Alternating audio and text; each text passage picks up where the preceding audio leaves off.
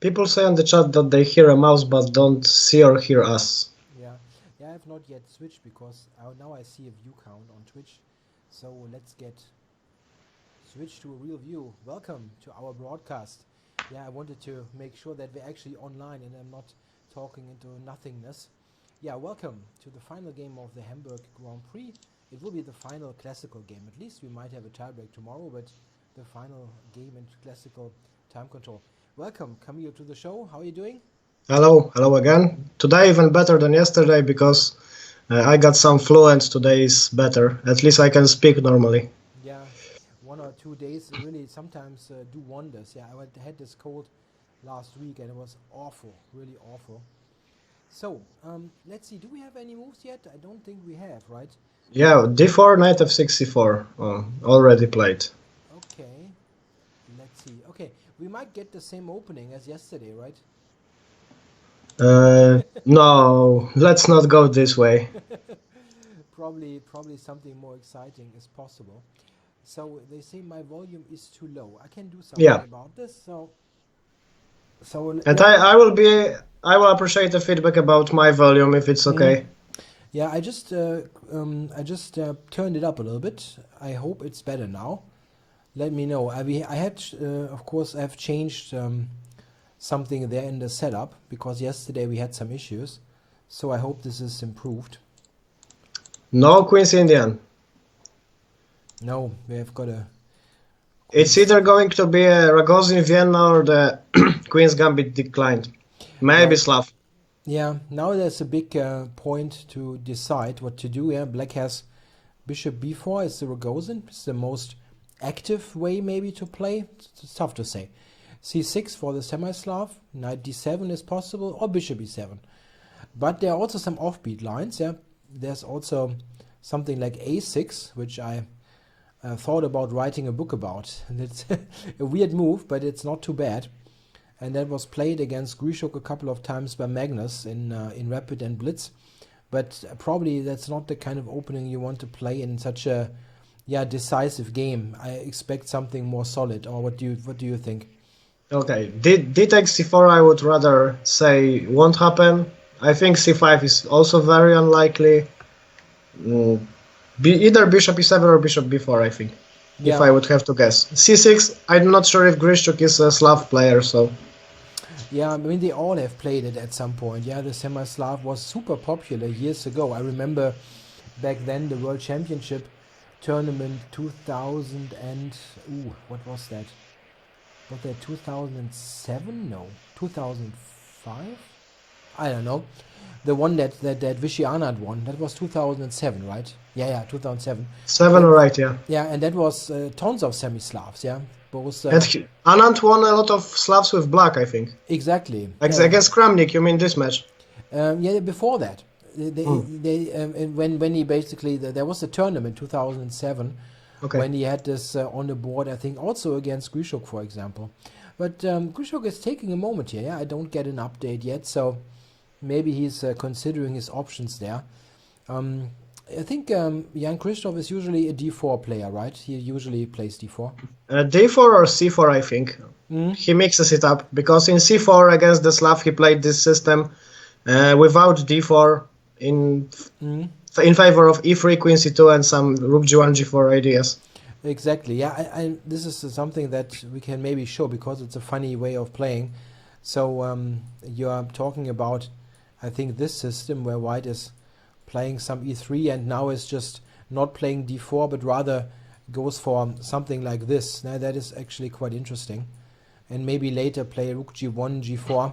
This is a much sharper option. But we have a main line and Grishuk has played Bishop e7. So the most classical way to play.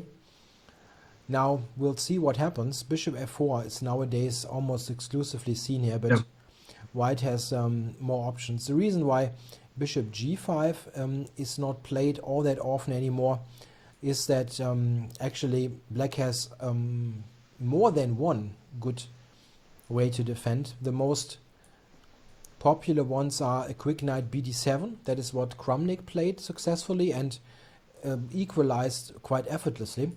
And we have what is also still a big problem for white is the Lasker variation, which is also The boring one. yeah, that is super boring. I know. Yeah, at one time when a couple of years ago, I thought that I should probably learn that with black to make a draw if I want. Yeah, and then it is so boring. You know, I had it on the board once against a player who I should normally try to win against. And he just traded everything. You know, like everything. And later my teammate said to me, you know, it's good to be solid, but you should at least try. Yeah, I know. Yeah, so I only did this once and then gave it up. So Bishop f4 on the board. yeah, so bishop f4, that is seen more nowadays. Kind of curious what Grishuk is doing now. First move is easy. He will castle. Yeah, He with already your did. castle. White goes e3. Yeah, normally he does, and it's on the board. And now there's a big parting of the ways. Black can play many moves now. The most fashionable one, I guess, currently is maybe b6, but Knight bd7, I'm not sure if it's not the main line. they play all kinds of things. The old line is c5, basically.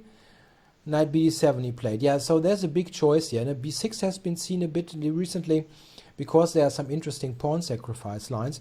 Knight b7 is the most, maybe the most solid way to play. I think it's the most fighting way, even. Really? There is a book about the Queen's Gambit declined, and the author claims that if you want to play for a win, then you have to go for Knight bd7. Yeah, I played Knight bd7 when I was playing the Queen's Gambit declined, and I always thought that, I thought that it's the most solid one, but it depends a bit on what white is doing now. Yeah, if white plays, and his main choice here is to play now c5 or not. Yeah. Yeah, that is. I think so, yes. c5 is the most interesting one. Let's see. I will say in the database. Yeah, white can try basically everything. c5, I think, is the most principled one. They have also played moves like bishop e2, a3, rook c1. White can do many things. An interesting fact is that if white plays something slow, let's say a3, that then black has good chances to equalize with c5. This is what they usually play if white goes for something slow. And then white is taking on d5, black takes with the knight. That is an important feature of this position. White takes, pawn takes, and the reason why it is important is that in such a situation you like to have the knights traded because bishop f6 can be very useful. And this is what I meant with this is one of the more solid lines, because this is what you get after a3. That's the best that black can get. And oftentimes this is just trading down to nothing. Bishop to g4. Okay. Knight e6, bishop f6, and ultimately d4. This is how some games of mine went. And then you basically go home. So white has to be very, very subtle here to claim anything. And it's not easy at all. So most of the time, I think if white wants to fight, they play c5. And close the queen side, trying to get more space later on that side of the board. And here, black's normal reply is c6, like b4, b6. This is what black normally does. The idea is to play a5 and the later bishop a6 to get rid of this bishop. So one trick that black has to be careful about is that in some cases after a5, white may be able to play b5. exactly, yeah. There are some cases where this can be very, very sharp, actually. If we look at this position, for example, it's white to move, right? b4, b6. If we say, let's just for argument's sake, what do we play here? Let's say bishop d3, a5, a3, bishop a6. And this is a tactical idea that can be quite important.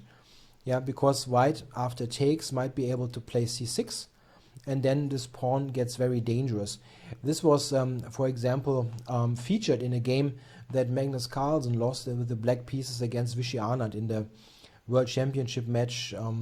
Which one was that? The second one, I guess, because in the first one Magnus didn't lose a game. So that was one of the games that he lost. This can be quite sharp, and it depends on some move order precision. I think, for example, here I didn't do it in the best possible way. For white, I should probably have played h3 instead of bishop d3.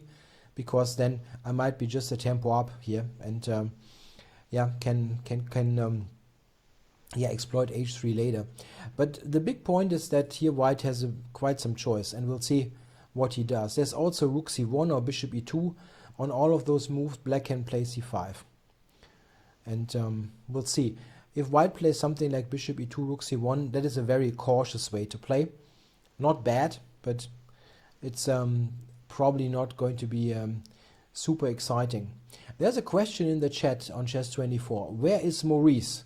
Yeah, we're trying hard in the hair department. We don't really look like him, but we try hard. So, what happens there with white? Yeah, he's thinking about it. I'm a little bit surprised, because if you play this line, you probably have something against knight bd7 in store. And I think that what Duda is thinking here about is not what to play. He tries to remember some line or recall it. Yeah. But he just wants to decide on which type of position he wants to go for. Yeah, it's possible. I mean, he must have thought about this line, that it could happen. If I remember correctly, this was played by Grishuk in the 2011 candidates tournament. Yeah, this was this knockout tournament in Kazan, and he played it in many games against Kramnik, for example, and drew all his games, I think. So this is one of the lines that could have been expected. At which move can we expect the players to step out of the theory, is a question in the chat. Yeah, I checked the base, sorry to interrupt you, because you referred to Grishchuk's games. So I see around 15 games from Grishchuk on the white side, but I see 0 games on the black side. So maybe I got it wrong, that Grishuk played this with white against Kramnik. Yeah. This is absolutely possible. I was thinking about it, maybe I have the colors wrong, yeah? Okay, so that's an interesting twist then. Okay, so maybe this is why white is thinking a little bit longer, because he didn't expect this particular line to happen. I don't see any game of Jan Christof in the database with white pieces here. Ah, interesting. Okay.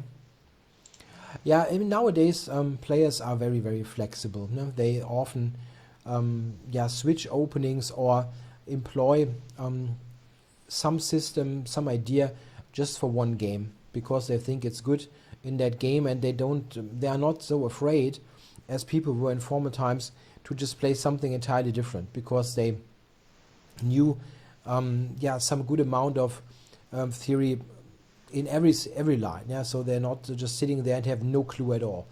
I think this is also a big difference between the super elite players and the very strong ones. The very strong ones, they sometimes have their pet systems that they know well, and the world class guys, they just know everything. I mean, it's something that always amazes me if I watch, let's say, Peter Svidler commentating, and then they have some opening on the board that is like miles away from his repertoire, and he would know it well. I mean, not just from hearsay, but really know it well. And this is something that I always find impressive. That's a big sign of a class of a player. Yeah, I mean, they look at everything, not just like their niche. Yeah? They check all the games that are interesting to them, and then you get a much broader knowledge. Okay, so all in all, as we have this 2-game match, it's pretty much important to get the risk-reward ratio right. Yeah, you won't probably see a huge risk being taken. I think both players feel comfortable in the rapid tiebreak. They are both good rapid players, so you don't have the situation that we sometimes had in matches where a tiebreak was looming, and then one of the players went astray because they felt, oh, I cannot play the tiebreak. I remember Topalov killing himself in the final game in his match against Vichy Arnott, not wanting to go into the tiebreak.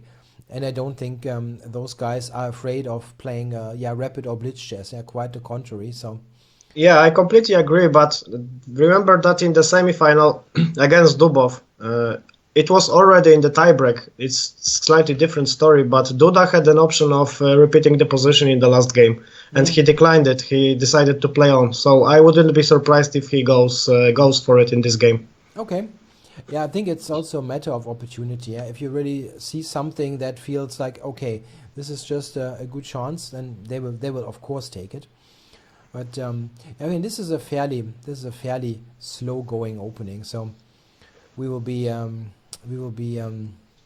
little bit more knowledgeable after the next couple of moves, because the difference between white playing c5 and the center being opened is huge. If white goes c5, we will very likely have a closed position for a very long time, and probably a maneuvering type of game.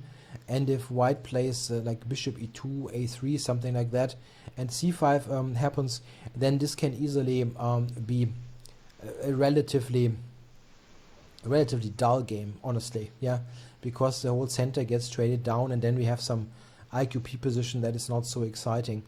So this is really a case where the next move is important. This is probably also why he's taking a bit of time. Maybe he knows like he should go c5 to be ambitious, but he's not recalling some certain detail. That's of course possible. He is the type of player to consider g4 even in this position. That was considered. Yeah, that was suggested in the chat. What about g4? Mamedyarov played g4 4 times. Really? But then probably not in classical chess, right? No. Yeah, for a blitz game you can play almost anything. I think one of the coolest games of this year, I just wanted to point it out because maybe people have not seen it. One of the coolest games of the year was the game Dubov with white against Rasmus Swane, the German grandmaster in the European Team Championship. And if you have not seen that game, have a look. That featured this move b6 that I mentioned, when Dubov played queen c2, bishop a6, and castled queenside, and the board was completely on fire, and black's king was checkmated on a3 at the end. So if you have not seen this game, have a look. That would have been a really cool opening to watch today. But okay, we weren't. Yeah, for sure. It's November, and people consider it to be the best game of the year so far. It was absolutely spectacular. Yeah, I'm always a bit reluctant, with best game and so on. But it was just so fun to watch. It was just fun to watch, and I mean, white was just throwing the kitchen sink, everything. And this is just always fun to watch. If you think, okay, he's not really caring about any kind of safety measures, he just goes for it. And it was so difficult for black to defend, and ultimately he didn't manage. Yeah. It was also very funny because Dubov also played in the first round. He played this novelty in the anti-Marshall exactly. Against this IM from Norway or Denmark, I don't remember. And then he was interviewed, and he was playing like crazy this tournament, and he was interviewed what happened, and he just says, "I'm tilted as hell after Isle of Man." So it was an indication of tilt for him that he played like that. But okay, if Dubov is tilting like that and plays like this, then maybe let's tilt more, because it wasn't that bad.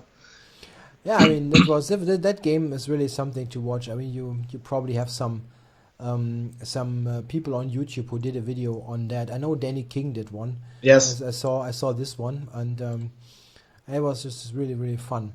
So he's taking quite a bit here, and making up his mind. How much time has he spent already? It must be quite a bit. My clock says 11 minutes. 12 minutes. 12, yes. Yeah. Okay. The same here. Yeah. Okay. So let's do some other stuff maybe, because we are waiting. So okay, you created a course on the Chessable, if I'm not mistaken, about d4 for white. You said it is called Keep It Simple, Play d4, something like this. That's true, yeah. Which line do you recommend there against the Queen's Gambit declined? I'm taking a slightly different approach. When I started to examine this, I wanted to initially go with this kind of play, like d4, c4, knight c3, knight f3, bishop f4, very classical stuff. But then I discovered, if you just go back here, and that is probably some of general interest, if you are in this position, Black can play basically any move that doesn't blunder stuff. Yeah, everything is kind of reasonable. Bishop b4, bishop e7, knight d7, c5, c6, a6 takes. So we have like 9 lines or something like that. And that was the moment where I thought, okay, if you go for a Queen's Gambit, it is very difficult to get this into one book. And we were talking about d4 complete repertoire, not just the Queen's Gambit. And ultimately, I thought maybe I can play with a Catalan. Yeah, that makes it easier. But then I found out that even that is a huge bunch of theory, in particular if black captures. Ultimately, I went for an entirely different approach. And what I'm doing in this repertoire is I basically say, you play knight f3 first, and if black plays d5, go for this kind of symmetrical structure. I suggest to play the move g3, which is a bit uncommon, but I made a thorough examination, and I think that oftentimes you transpose into lines that are quite okay, like the Catalan, if black plays e6, which happens quite often. And if black plays something else, and of course he has a quite wide choice, there are interesting opportunities that you probably know better than your opponent. My experience is that some people, for example, play c5, but they don't really know exactly how it is continued. And this is my approach there. I basically recommend a system-based approach where you play d4, knight f3, g3 every time. There are lines where black is certainly fine, and this is why you don't see this on the top level all that much. But I don't think this is an issue on any other level, let's say, where it's really important to have knowledge of your opening and your ideas, and just be better prepared than the opponent. And that's always possible on a lower level. On a very top level, this is probably not aggressive enough. Yeah. Okay, if the top level guys will start purchasing our courses, then we will have to worry, but I don't think it will happen too soon.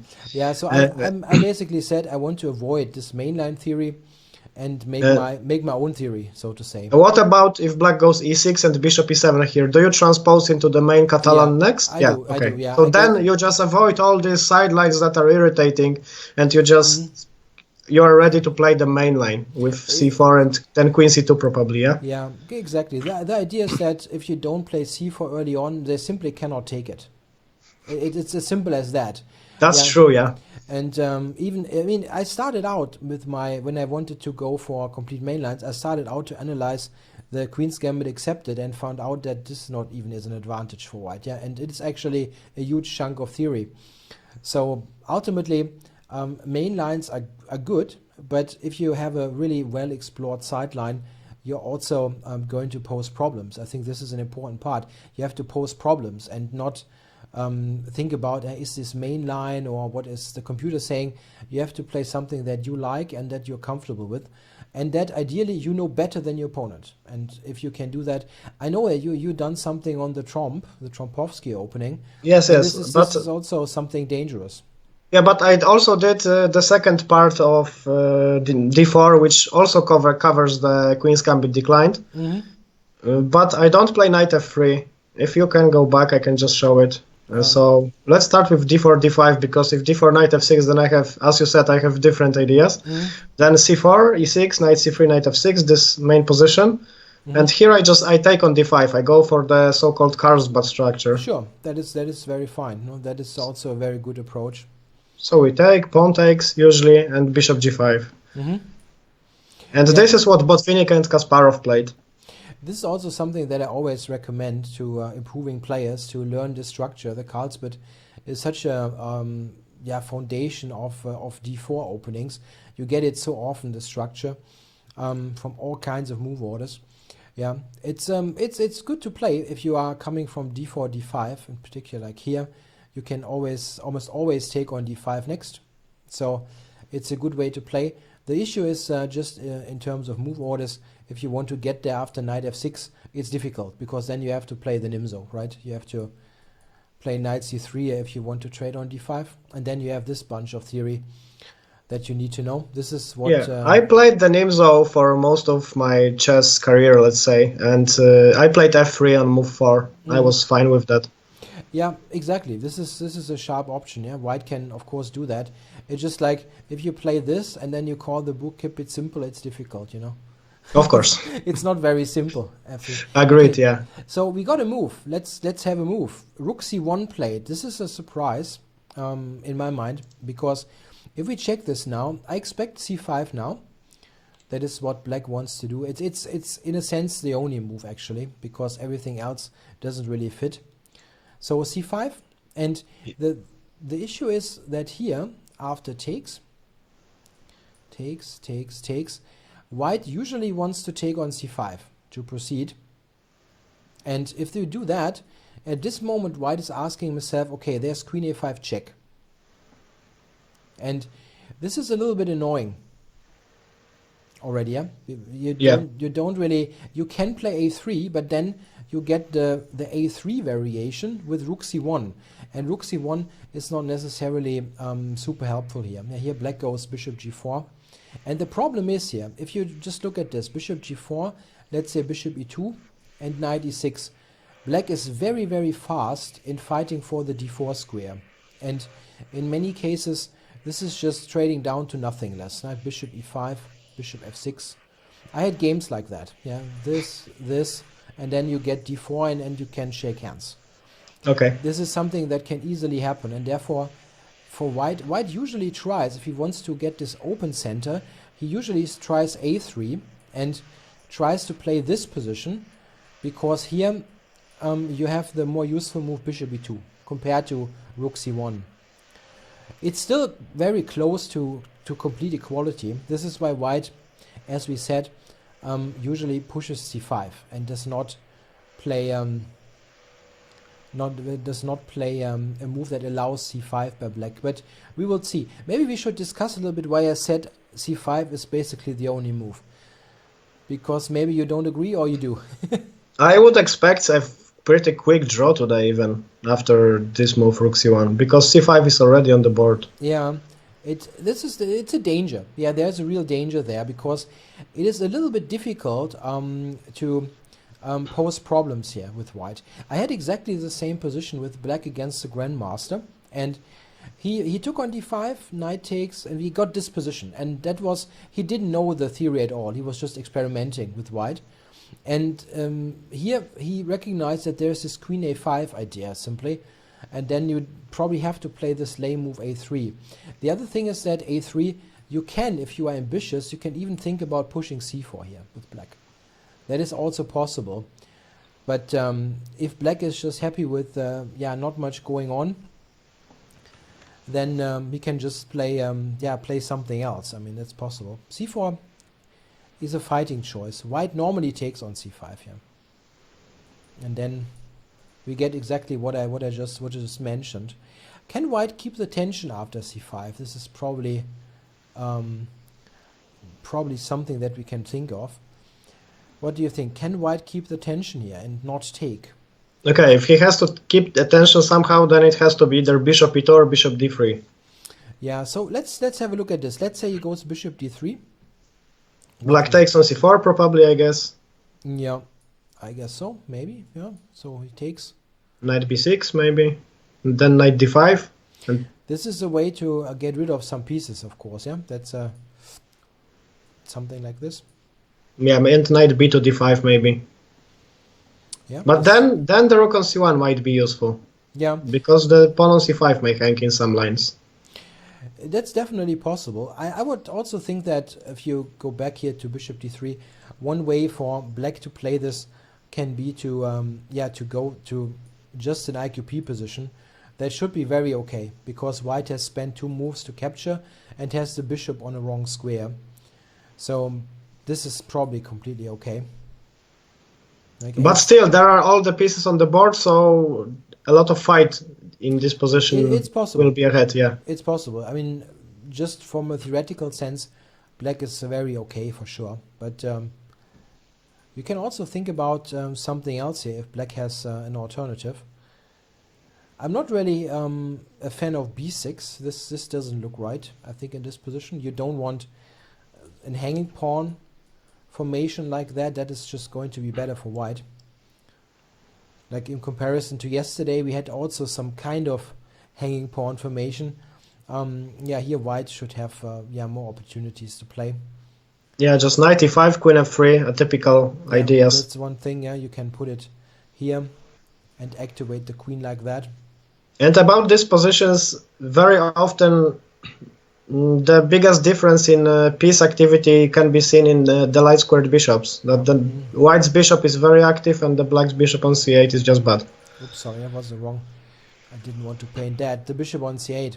In fact, one of the first chess products, let's say, that were published with video content, that was a DVD series released at the time by ChessBase with Garry Kasparov. He explained the subtleties of the Queen's Gambit. That was his subject for this DVD series. Not the Najdorf or the Sicilian or something, but the Queen's Gambit, because he felt that it's a fundamental part of every chess player's education. And he started the whole video by saying the Queen's Gambit declined, so we're talking about this structure is all about the c8 bishop. And he said if black manages to solve this problem, that the bishop gets out in the open, then usually black is fine. And I think this is a really good way to put it. This is the main fight in this opening. If black manages to activate this piece, he's good. Yeah, the same thing we learn about the French defense. If you can make use of the somewhat weird bishop. Oh, yes. I can share a story with you. Around 10 years ago, I was on the chess camp with my club, and there were around 30 or 40 young kids from our club. And there was a special tournament created specifically for these players, so they can play against each other. And there is a game that our junior is playing against the junior from the other club. Our junior is playing black, and the game goes e4. You can you do this on the board? Yeah, so sure, so people can. Yeah, so there goes e4, e6, d4. Our junior plays d5. There goes e5, c5, c3, knight c6, knight f3, and don't get me wrong, it was a classical game. With notation, with everything, counted to FIDE, everything, rated game. And here our junior takes the bishop from c8 and puts it on g4. Yeah, that's a strong move. It's a very strong move. Yeah. So this actually happened in the game, and both these guys didn't notice what happened. The game continued. Our junior won in like 25 moves. And then there was this funny story in the Polish chess magazine that Wolfgang Ullmann and all of the other French experts didn't solve the problem of the light squared bishop, but our junior managed to do that. Yeah, in a classical game, that is really tough, right? If this is going to happen, in particular, if you're white, that is crazy. I once had, I mean, I'm not going to put the positions on the board. I cannot manage that, but a chess student of mine also told me some time ago that he had a situation where he was giving check on b4 with his bishop, and white just castled. Okay. That was also a very strong move, and it took my student like really a moment to realize, like, how did I overlook this? Yeah, why is this all of a sudden not so great as I thought? Because in fact, the white only had really bad moves available. Yeah, he could. I mean, castling was illegal, and everything else was really bad for white. And then cannot castle. And okay. I guess you're really shocked, yeah, if that happens.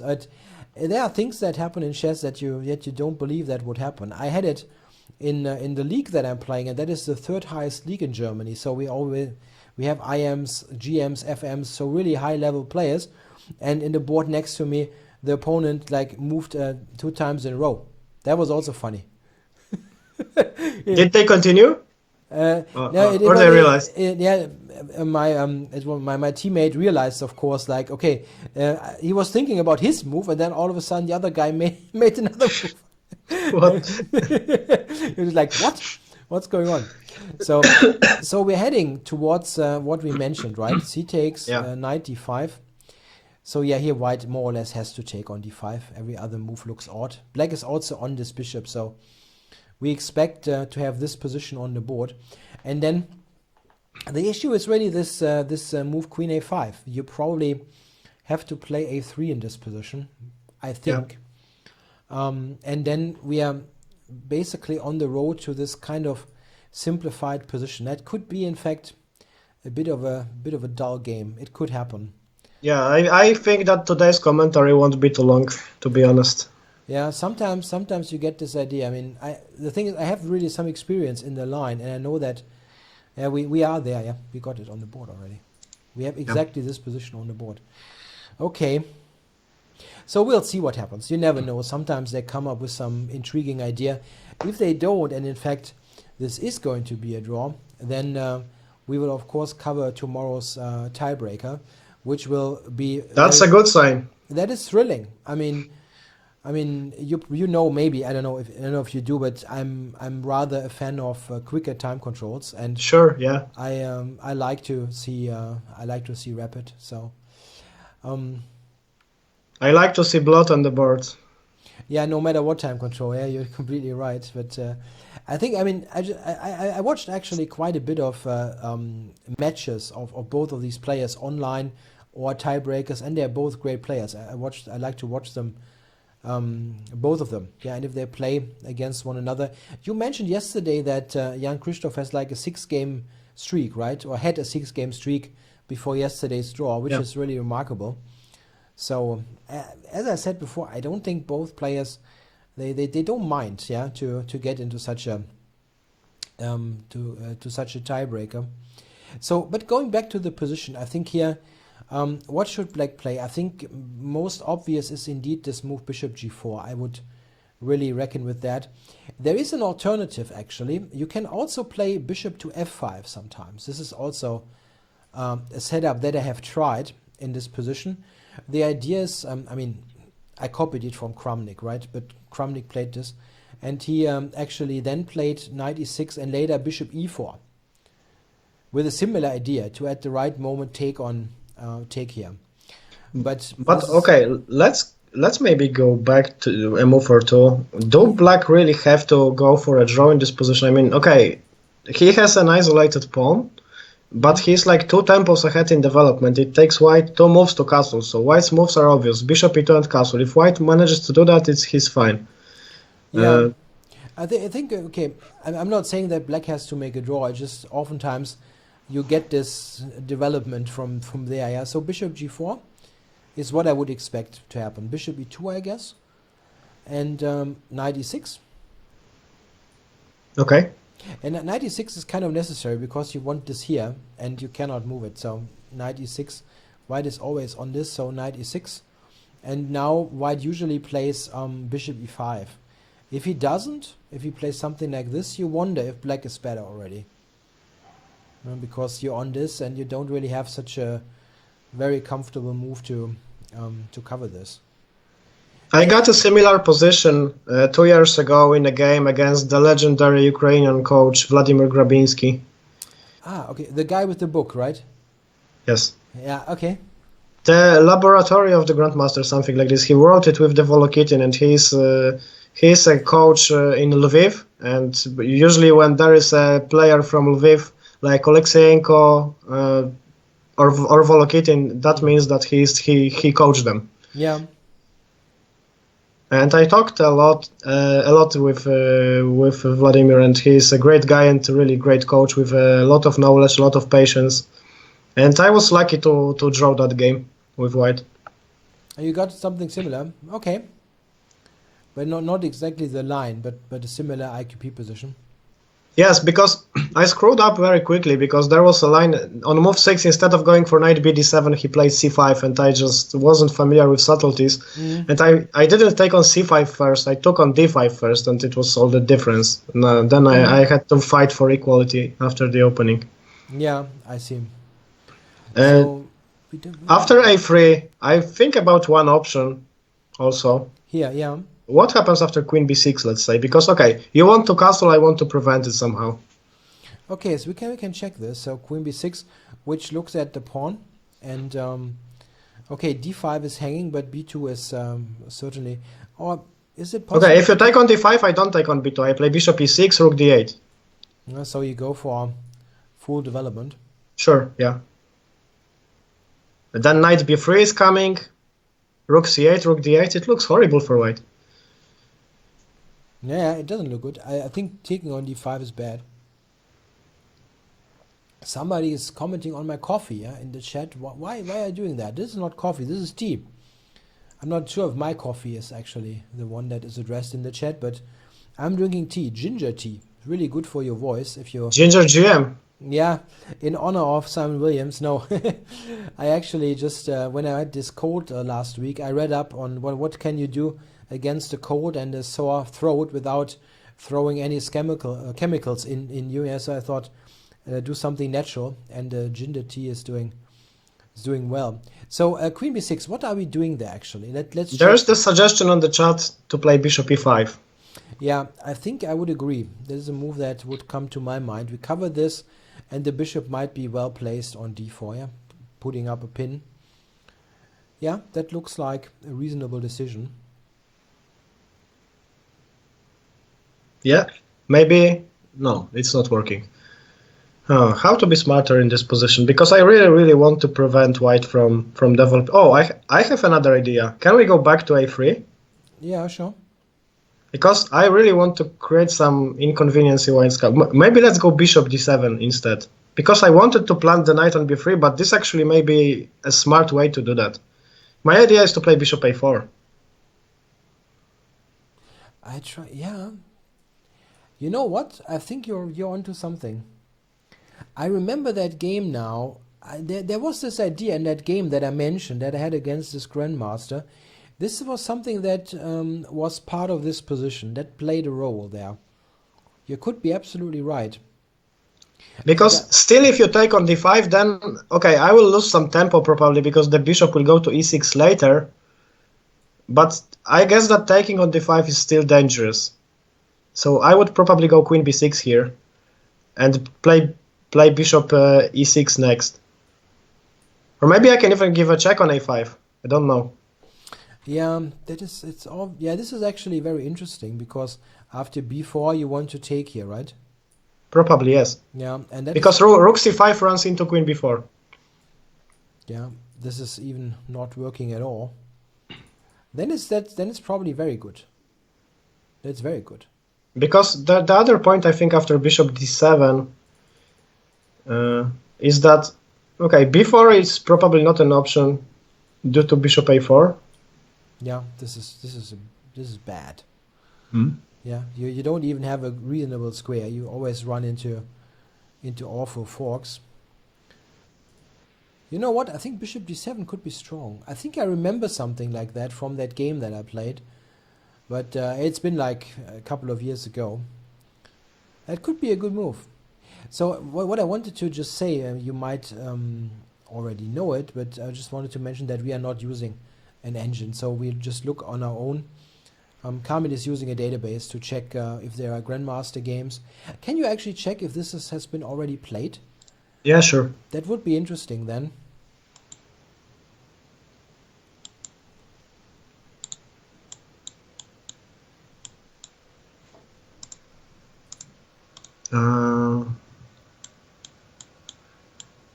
D5 and D5.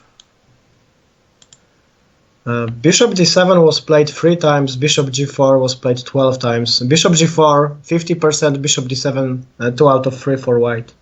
Okay. But it's very low sample size, so I wouldn't look at it too closely. Yeah, Bishop G4 is a move that you would play in a bullet game or blitz game. It's just like the most normal move.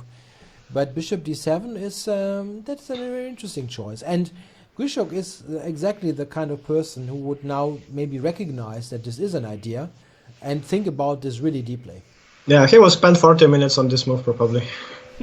It's possible. I mean, he still has got enough, yeah? According to my time, he only has spent like 15 minutes or so. So he has plenty of time to consider his options.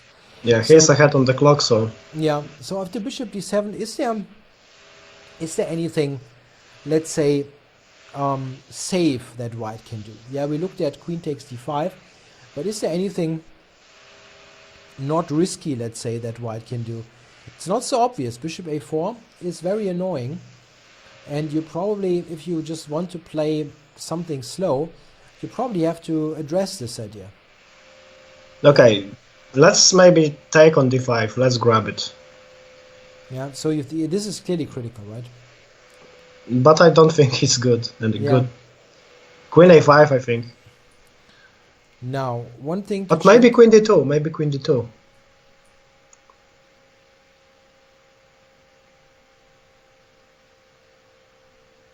That could work, right? We don't have an immediate tactic here available. So not queen a5, queen b6. And with this, yeah, we are actually covering everything. Yeah, b3 is covered, and nothing is really threatened. So queen to b6. We can check this one, but that is clearly less forcing. Okay, the point is that if you go b4,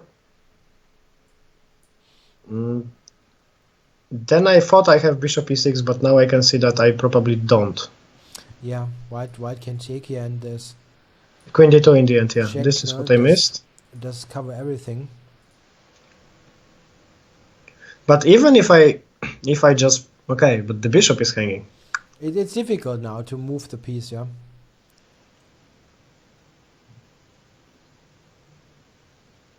Okay. Maybe we have to check this a little bit and get a clearer picture here.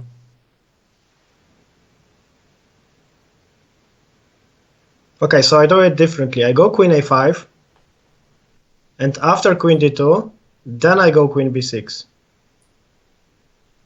And the point is that now knight b3 is a threat. Yeah, this is sophisticated. Yeah, after b4, Knight knight b3. b3, queen d7, you want to take here, right? Yeah, No, yeah, but I guess. we can take e7 here. And now what? This is not super clear, because white doesn't have an easy development. So, Can't I go back one move and see if I can threaten, if I can do some bishop before, maybe now? Maybe bishop before. Why not? yeah, so you want to do this and only then capture, right? Yeah. Yeah, So that's, I sell my bishop for a bigger price, and actually it looks like white is completely dead here. yeah, the thing is, if you go with the king on the d file, there's just rook d8. And if white goes here, that's falling with check, and then still rook d8. So that looks pretty And awful. after knight d2, still rook d8. Yeah, probably. I don't yes. even take the rook. It will not run away, probably. Yeah, that looks like it works. How many pieces did I sacrifice? 2. Yeah, quite a bit, but it's Oh, looks like another day in the office. yeah, it looks good. It's just Mhm. probably a good line. So this would be a very interesting resource, yeah, if black plays bishop d7 here. I just wonder if there is a safe choice, because I'm always afraid, so I want something safe to do. But I don't think you have a safe choice here, because bishop e2 already runs into bishop a4 and white loses, I think. yeah, I mean, you can maybe argue knight d4 is possible, so that bishop a4, there's b3, and if you play bishop But now e7, I have queen a5. Probably, or... yeah, I can still go queen d2, I think. Then I... Oh, No, I'm hallucinating, again. I'm not happy with white. It's just like, it's a little bit, yeah. And also b4, you had b4 probably instead of queen d2. Yeah, that's true. That's not Okay. enough. That's not So- enough. But okay, as you said, I can sacrifice somebody's pieces here.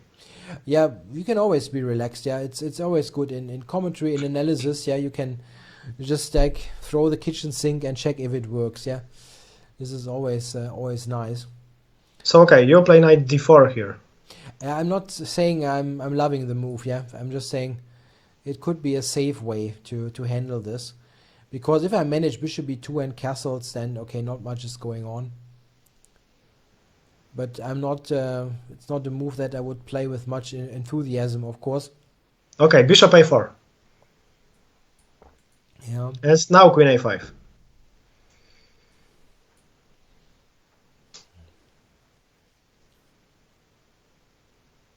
And if b4, I just go back. You can also take the queen, which wouldn't be bad. Probably, yeah. Yeah, just. I mean, this is definitely good for black. I mean, it's just a matter of how good it is, right? But you can also retreat the queen and be quite happy. Yeah, I mean, again, knight d4 is just a way to trying to avoid all kinds of complications.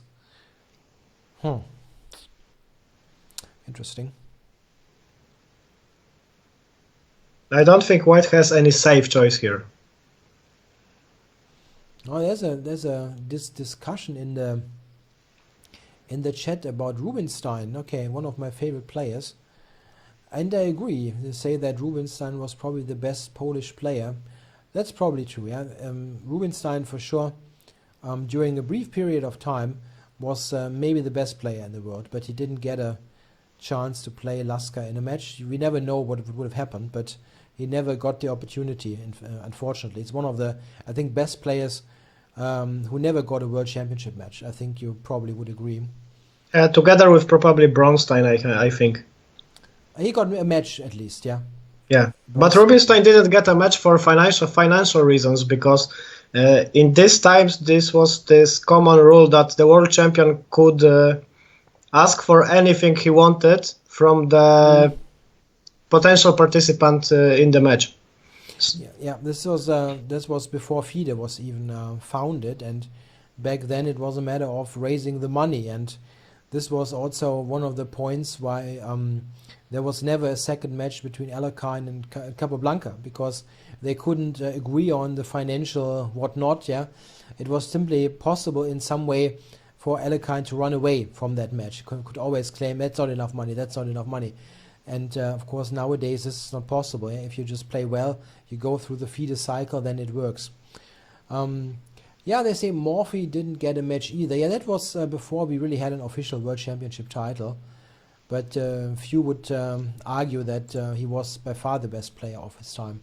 He was, I think, Morphy was probably even more far ahead than, let's say, even Fischer in his prime. Yeah, Fischer in those 2 years was unstoppable, but Morphy was probably even more ahead. Yeah, at his time, he was so much better than anybody else. So yeah, time for Alexander to think. Can he play something interesting with Bishop d7 here, or will he play something, let's say, boring? Yeah, like Bishop g4. Okay, two things I can see on the chat. So one thing is that one of the users confirms that Stockfish evaluates Bishop g4 as plus 0.1 and Bishop d7 as minus 0.5. For black, so black is better after Bishop d7. Yes, after Bishop d7, black is slightly better. Yeah. And we have a question about this position, I think. Why not play Bishop d3 instead of Knight d4 to develop fast? But the problem is that if you play Bishop d3 here, then I'm just going to take the bishop. And I'm going to play Queen b6 next, and you can't castle for two reasons. The first one is that castling runs into Bishop b5. And the second one is I threaten the pawn on b2, which you still have to somehow defend. And then I'm going to play Bishop b5 next. Mm-hmm. So just to show that everybody's on the same page, this is the problem. Yeah, white cannot castle as this blunders in exchange, and at the same time the pawn is hanging, and this is indeed annoying. Yeah, the hanging pawn on b2 is kind of important, because white can play Bishop c7, and if the pawn is not hanging, then white probably can castle next, because I don't have any square for my queen to threaten Bishop b5 next. Yeah. So if, for example, after Bishop c7 I have to go like Queen f6 then, or Queen e6, then you can castle. Here I can take on b2. This is the point. Yeah, and again there's just another pawn hanging. White could try this maybe, but then then Queen a6 probably, I guess. Yeah, Queen a6 is an idea, or Queen a5 check. Yeah, both looks completely okay. Queen a6 is maybe the more annoying move, again preventing white from castling. Actually, maybe even Queen a5 is more annoying, because it forces white to slightly discoordinate his, and now Queen a6. Mm-hmm. I think the queen is worse on d2 than it is on d4. It's very likely. In fact, this looks very inconvenient already. Yeah, Rook c8 next. If you ever take on d5, then I just go Bishop b5 or Bishop d6, Bishop e6 or Bishop c6. Mm-hmm. Rooks on d8 and c8, and white is completely underdeveloped. The bishop on f4 doesn't defend the queen side, and this is also sometimes a weakness of these lines, that whenever black gets some initiative on the queen side, then the rook on h1 and the bishop on f4 don't participate in the defense. Yeah, White's development is a little bit slow sometimes, and this is one of those cases.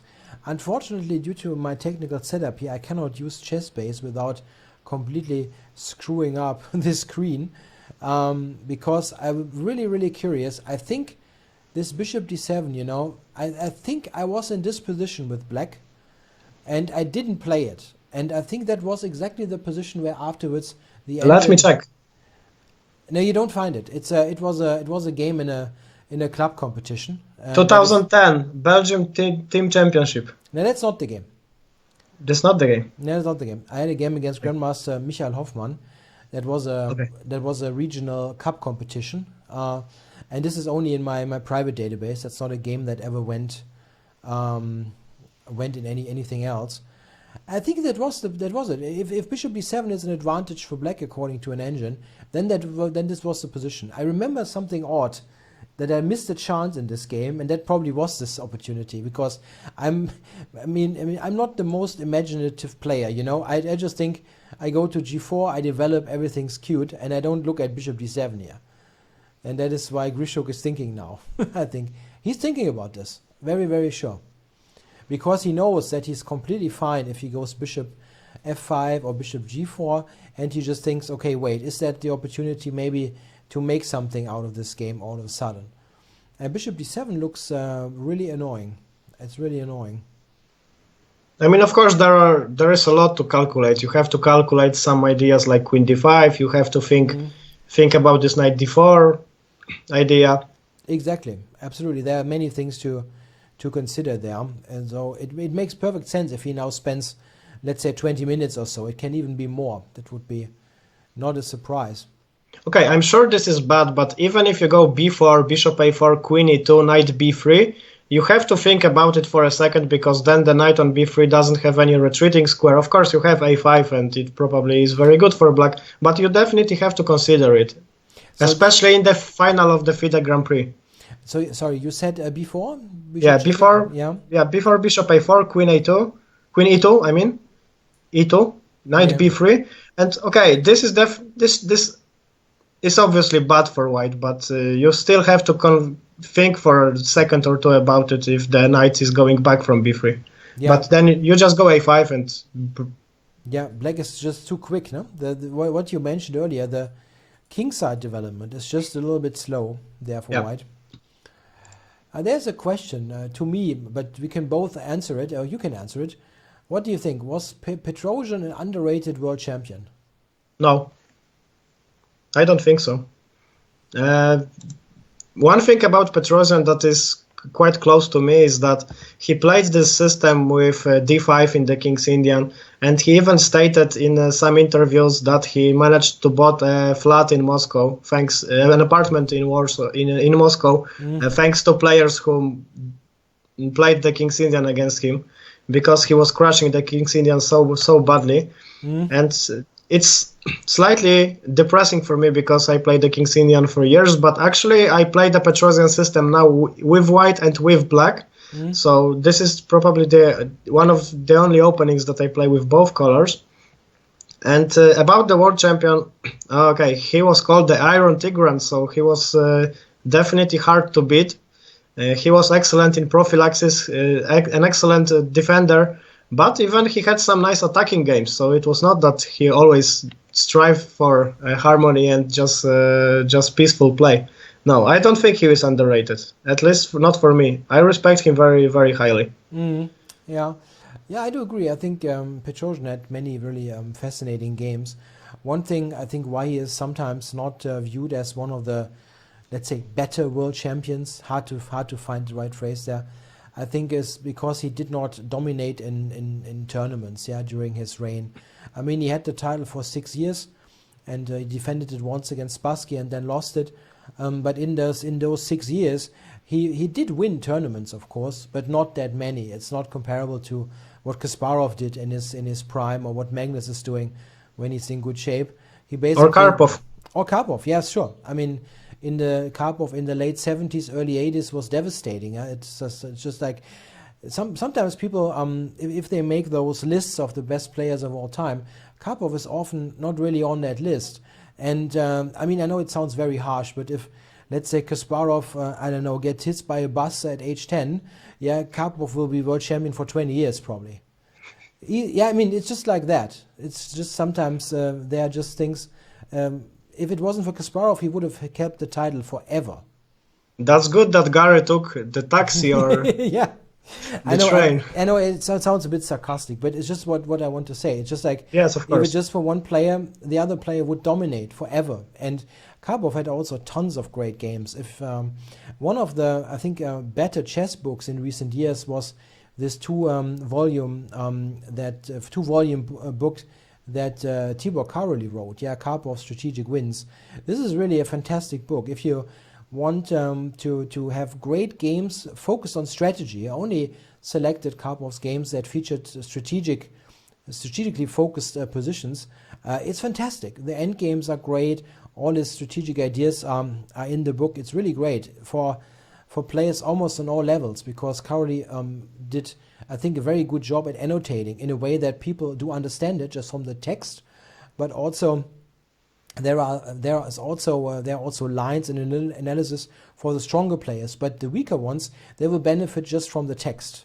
Yeah, talking about the ideas why a certain move was played. So it's a very accessible book, or in this case, books. There are two books. He had to split it. Yeah, he couldn't even fit all the great strategic wins in one book, so he had to write two.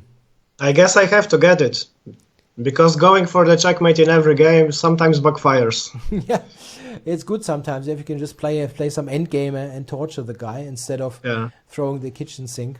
You know, a few years ago, I was like faithful to this belief that endgames are for patzers who can't checkmate their opponent's king in the middle game, but now it's not that clear, and I try to also learn some less barbaric ways of playing.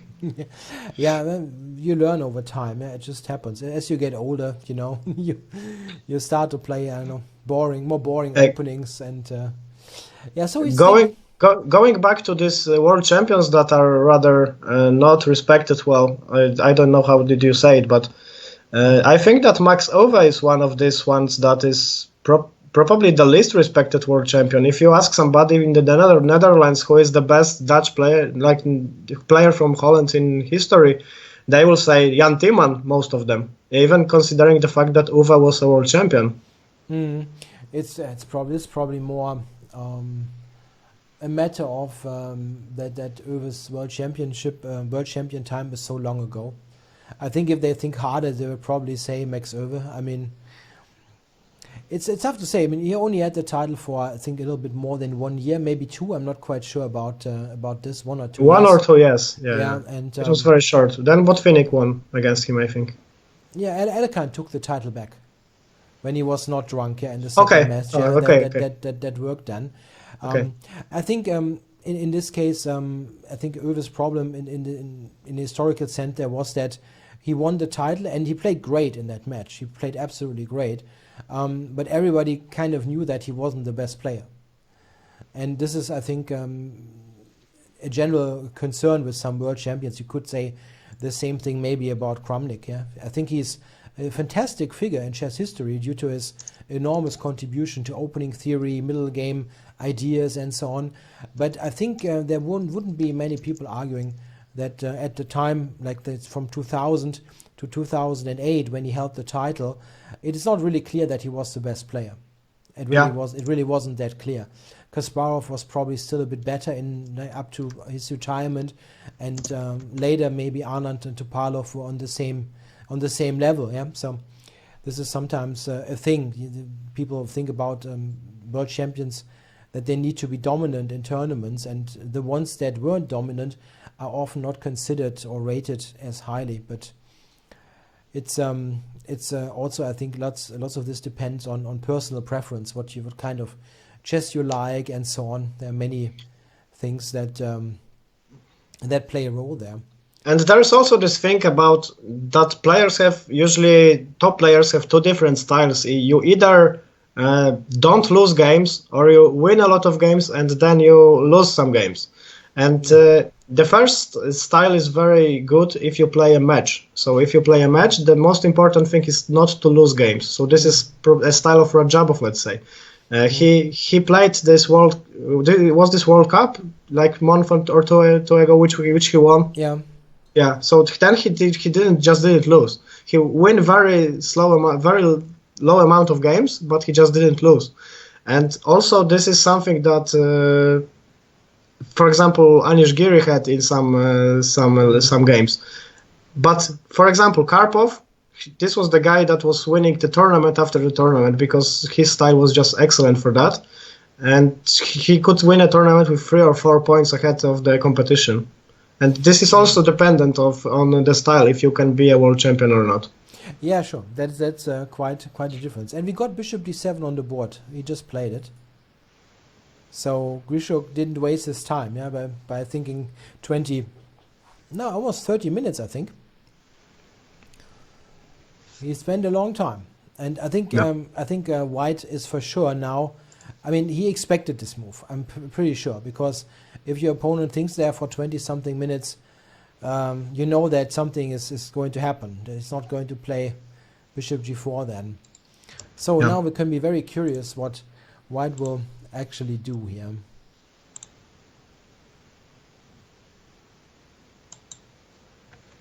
We couldn't find something that we really liked, yeah? Yeah, just everything has some merits here.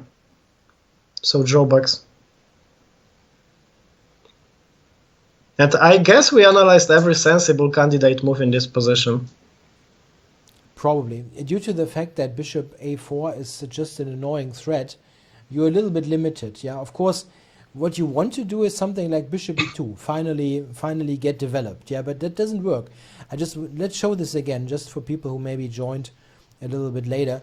This is the thing. Bishop a4 is a threat, and White has this weakened queen side with a3 being played, and now you see that the queen doesn't have a sensible square. This is covered, and if you go to d2, you run into this fork. And the same thing happens here when you run into a fork. You can take here, but after knight c1, black is ready to take here, and the knight is not being trapped on c1, not at all. Yeah. So this is really great for black. So White is not able to just play a nothing move. He has to react to this Bishop a4 idea, and we couldn't quite find something that we liked. Queen takes d5 must be most principled, but I think it's very risky. It's very risky, yeah. But okay, after queen takes d5, I think we didn't come to the conclusion that White is completely lost or something. True. And we weren't entirely sure what's best. I think we weren't. Yeah, we had some ideas. Yeah, with queen. What was our best try there? Queen to b6, or I don't. Queen a5, I think. Queen a5 first. Queen a5, we thought, right? Queen a5 was my idea, yeah. And now probably. And now the point was that after queen d2, I want to play queen b6. And threaten knight b3. This was my point. Yeah. I think so what here? Maybe bishop c4? It looks good, yeah. Bishop c4. But then knight e4, and I'm not sure if I like it. Oh, this drops the bishop, sorry. So something smart here.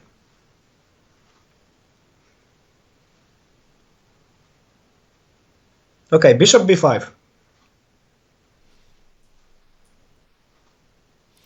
So if I castle now, you play... Knight b3. Okay. Yeah, this is again, it's a fork, and if White takes, we take here on f3, on f1. I'm sorry, and now this is hanging.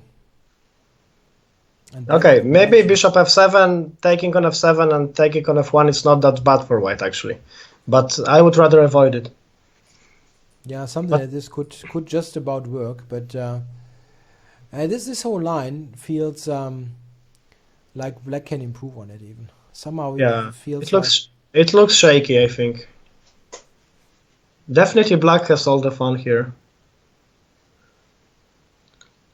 But what else? What other options? Do we want to exchange queens? Okay, let's see. Probably not, but... You mean like bishop e6 or something, or no? Yeah, something like this. I mean, something like this can always be a little bit of compensation. Yeah, that black is a little bit quicker here, but I think white, in comparison, would be happy here in this position. I don't want a little bit of compensation. I just want to go for it here. Knight a4 is one of my ideas.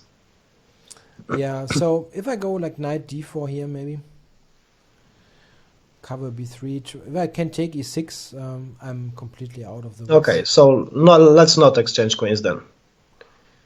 So queen's exchange is probably out of the question. Okay, so after queen d5, I have to go for something on the queen side.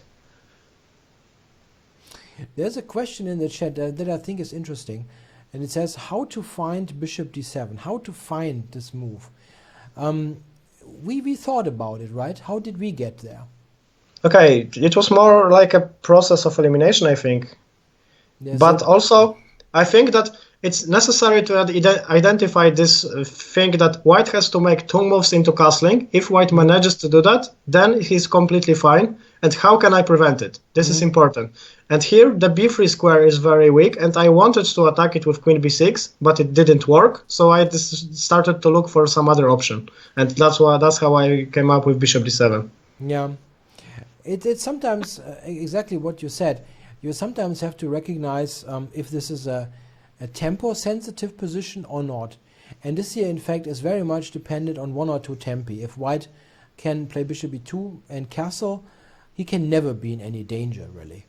But if you can use this current momentum that we are ahead in development, then it's something that has to be done now. It cannot be done later.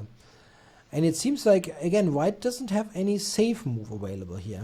I don't really see. If I can add something to what you said, there's also this thing that you're playing the Queen's Gambit declined, and you rather know what are white's standard plans. And if white combines a3 with rook c1, it feels like something is not right here. And then your job is to identify what is not right here. What's the problem with these two moves? Because if white wouldn't play rook c1, if instead of playing rook c1, white would go bishop e2, it would be completely fine position for white. Because then I'm just in time to castle and no danger at all. Yeah. Yeah, I really think that the combination of those two moves is imprecise. And now white is white has to be really precise in finding a good way to play against it.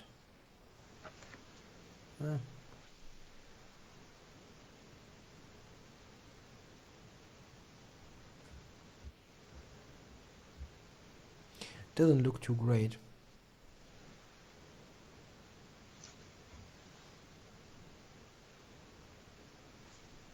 Actually, the process of elimination is one of the finest techniques in chess. If you think about some position and, okay, this doesn't work, this doesn't work, this doesn't work, finally you either get there, so you find a move that works, or you have just a bad position. But if there is a move that, the only move that saves your position, then it's rather easy to find it if you know that all the other moves just don't work. Yeah. A very something that always drives me completely crazy when I teach people and watch their games often live is that they determine that they only have one move, but then they don't play it. Because well, just waste time, or just don't play it, you mean? Yeah, it's just a time waste. If you know you have to play it, you should play it, even if you don't like it. If everything else loses or is just totally wrong, you have to play the move that you have to play. And this is something that costs enormous amount of time. It's one of the reasons why I'm always advocating that we could easily speed up the time, like the time controls, because people sometimes waste time thinking about complete nonsense during their games. If they don't do that, they can easily play the game with less time on the clock. It takes sometimes minutes for people to play completely forced moves, and I don't know what they do there. What amuses me even more in the tournaments is that assume that white has a battery with queen c2 and bishop d3, and there goes the move bishop h7 check. King h8 is the only legal move, and black is just sitting there in the tank. What is my opponent's idea? Like 3-4 minutes, then he plays king h8.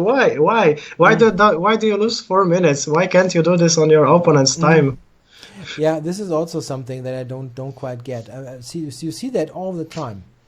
You see that all of the time. I mean, this is extremely crazy, but in other instances where it's not so obvious, it's still, there is only this move. What are you going to do here, yeah? And then they say, I didn't like it, yeah? Okay, well, nice, but you're not there. I mean, we don't play the game to like it, yeah? We play it to find good moves, and if there's just one move, yeah, you have to just play it. There's no big choice there. Okay, so we don't quite know what Jan Christof will play, yeah, because we didn't see anything particularly great. I still would like to play something non-committal, but I don't see anything. Because Queen d5 feels very risky to me. Okay, you can just put the bishop on d7 because you went one move too far. So here, yeah, you can put this on the board.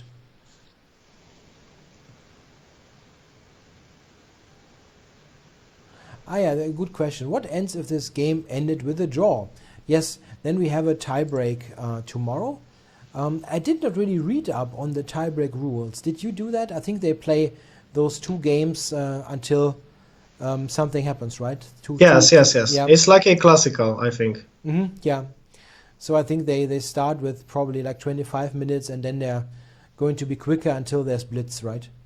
Yeah. Yeah. So yeah. So two rapid, then 2 rapid with shorter time control, then 2 blitz, then I think 2 blitz with shorter time control, and then Armageddon. Okay. Well, that's fun. The usual stuff. That's good fun. By the way, is here Jan Christof Duda? How did he play in the other Grand Prix? Did he do well, or he didn't? He doesn't have a chance still to qualify, right? No, he doesn't have a chance, I think. Yeah. So the only thing that he can do now is take the chance from Grishchuk, or just lower his chances. That's true. Yeah. That's true. I mean, I think Alexander has really good chances anyway, even if he would, lose this final. But I think if he wins the final, it's going to be almost a lock, yeah, that he will go to the candidates once again. And I would be happy for him. I think it's always enriching a tournament with his chess and his fun personality. So the drawback is that then he cannot do the commentary, yeah, which was good fun during the World Championship match. I think that was really, really good commentary. Yeah. What I thought was funny when you mentioned that Anish Giri would be a tough opponent in a match because he so rarely loses. And I was just wondering, because even with Caruana playing, we had 12 draws. Yeah, if Giri would play, we probably would have 13 draws in 12 games. He would. Okay, this is slightly a myth that he's like drawing every game because of this tournament when he drew all 14 of them, but it was just one exception. Normally, he's definitely not drawing more than other players. Absolutely, that's true. Yeah. And in that tournament where he played all the draws, I think I know it sounds a bit weird, but I think he was the best player in that tournament. I think he played much better than Karjakin did in that tournament. But okay, you have to win some games. It's just sure, yeah. That's the problem with these tournaments, not matches. That you have to win 3 or 4 games to have chances to qualify. Yeah, and sometimes it depends on factors that you don't quite cannot quite influence. Yeah. If you think about this candidates tournament where Karjakin qualified, that was the tournament where Topalov finished last and he didn't score anything, and that tournament was mostly about who's beating Topalov. And the guys, Karjakin won 2 times, and that is just a big difference. And in particular, the game where he had white, Topalov played, I don't know, really, really badly. And this is often underestimated. It's just about 1 or 2 games, those results. So, let's see. We should probably have some suggestion what white should do. Again, if we take on d5, we are thinking the check is right, yeah? Yeah. Does white have anything else there? We looked at d4 when we take, but it looks really bad. It looks really bad. There is a suggestion on chat which we didn't consider, because after queen d2, I thought that the clever move is queen b6. Yeah. But actually chat says that you can take on d2. So this is... and rook c8. This is the kind of thing that the computer would find. Yeah, knight d3 sure, check is strong. Yeah, that's annoying. Bishop f6, knight a4. That's a lot. I would not like to play this position. That is okay. Somebody And said, the chat says it's -1 after that. Rook A1 is the best move here. wow. Then this is actually, that is almost forced, right? After Queen A5, because, I mean, Knight D2 cannot work. I just refuse to believe that this is a move. Yeah, just bishop E6, I think, Yeah. or bishop C6. I think bishop E6. This looks awful, right? Yeah, that must be awful. And B4, Queen A3. And one point also I want to say that if after bishop E6, knight D2, I have also this trick. So knight D2, bishop E6 here. Yeah. And if queen goes to H5, there's the knight D3 even. Yeah, there's this trick, yeah, using the 5th rank. I got remarks that my voice is still very low. I mean, I got other remarks that it's the best sound ever, but okay. Yeah, me too. So I think we can leave it as it is. I can barely get it. Maybe you would just have to crank up the volume. No, yesterday you just restarted my Skype. I don't know why. I don't know how. I didn't do anything. At least not on purpose. I know. So we don't really see anything good then. I mean, if Queen D2 can even be answered by the trade, and we had to look at this, which I think looks totally awful. Yeah. Yeah. So because rook C5 once again, I will mention, runs into Queen B4. Yeah. So that loses even more material. And then, I mean, and this is just awful, as we are. So white cannot take. I mean, probably taking is not going to work. But what else? Yeah, we had this, what I suggest is that lame move knight D4. A move that you don't really in want. the two games in my database, there was bishop D3 played. Okay. With 2 draws. One of them was an email game, so it indicates that it might be the best try still. That's true. If it's a recent email game. 2017, yeah. Yeah, so takes and. So no Fritz 8. No Fritz 8 analysis, I think something better. But after bishop d3, queen a5 was played, not taking. This is also not looking bad. Yeah, we still prepare this, bishop b5. And in some cases, we can still drop back to a6. Yeah? Yeah, this is what we thought, yes. Because b4, okay, maybe b4 here? Okay, this is what we analyze, I think. Yeah, we had something like this, and again, white is not able to castle because of bishop to b5. Maybe this is the way to play still. You take on d5, but it's just tough to believe.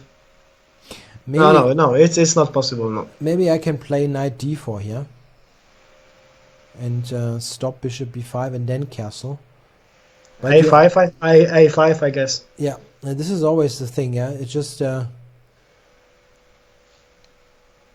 The point is, if you take on a5, I have bishop a3 and bishop b4 next. I don't know. I got constant message, fix the sound. I don't know what to do here, really. I have no clue.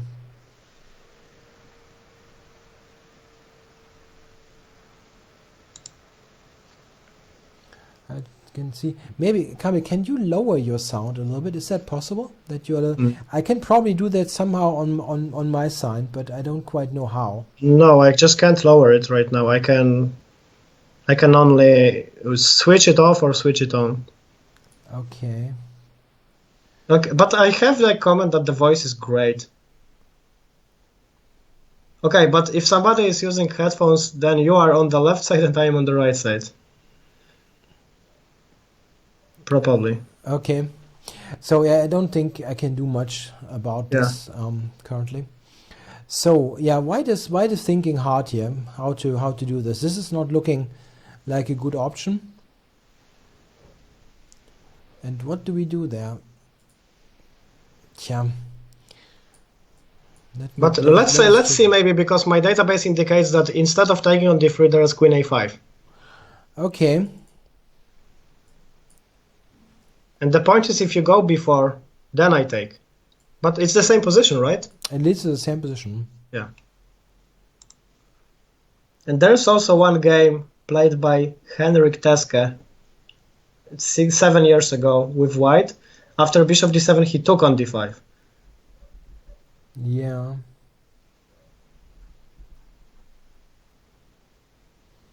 I don't even know how I can change your volume. I have no clue about this.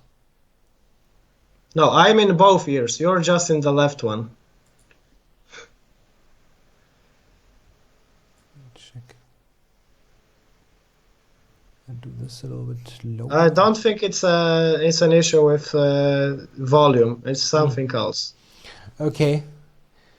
Yeah, we can try maybe a little bit later. Yeah, sure. So so you found a game, right? Where white took on d5? White took on d5, but the black immediately went wrong with bishop e6. So Bishop e6. Okay, that's lame. yeah, That's lame. You find bishop d7 and then then you continue like that is a bit off.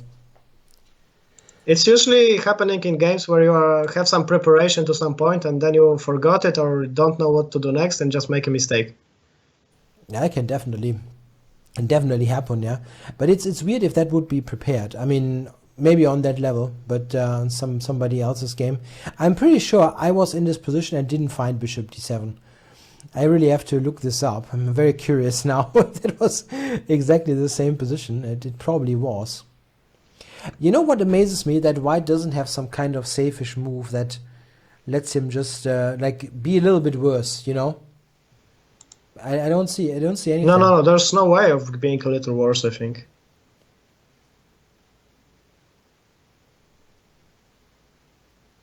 So bishop d3, there was this queen a5, yeah? This is forcing us, or forcing white to play b4, I guess. There's no other way. And then you get there. Black didn't even sacrifice a pawn to get in this position. Yeah, that looks awful. Maybe the best case scenario is to play knight d4, something like this, and after a5 just castle. Yeah, and say that you're getting back some pawn somewhere. Maybe this is the best what white can go for, or at least it looks safe for the king.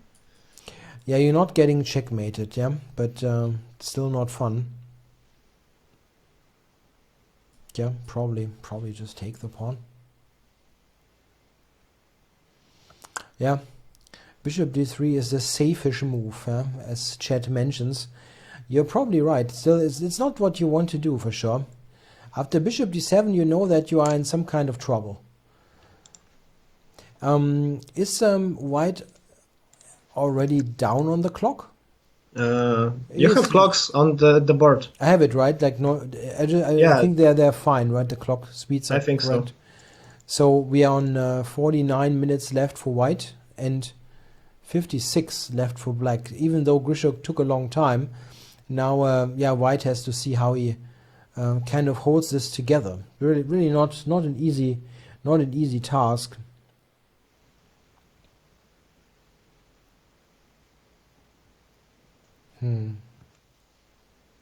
But bishop d3 is not the move that you really want to make.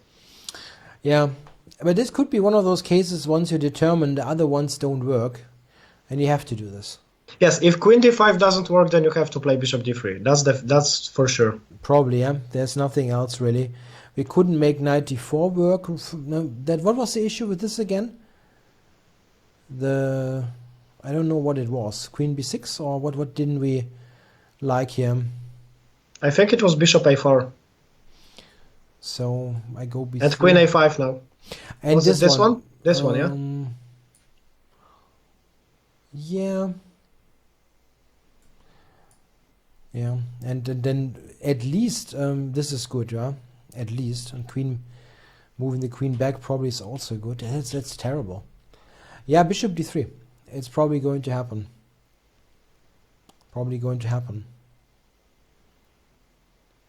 But it's still not so easy to play this. I mean, you have to think about all kinds of things. Queen a5 first, taking on d3. There are all kinds of permutations that might be played. We have a suggestion of playing bishop e5 and then bishop c3, but the problem with this is that the dark squares is not a problem for white. The problem is on the light squares. And now white has to go queen e2. There's just no other move. Yeah. So Bishop c3 is definitely a move that can help solidify the queenside, but I'm not sure if dark squares is your biggest concern here. Yeah, this looks awful. Okay, just make a move with white here. I can go a6 now with black. Even something like that. Or queen b6. Yeah. It just looks bad. Looks really bad. If you're only 2, I mean, you're not going to castle anytime soon. Or even rook c8 instead of queen b6, now when I think about it. Once again, this trick with knight d3, forcing something. Yeah, this is... You can safely give up here, I think. It's just terrible. Yeah, at the end of the day, it will be probably bishop d3. I think so. Or queen d5. Duda is also a kind of player who can calculate it to the end and play it. Yeah, I mean, if you don't see how you concretely lose, yeah, after queen takes d5, there's an argument for doing it, yeah, because if you play bishop d3, you're just going to be worse without being material up, and it's also not fun.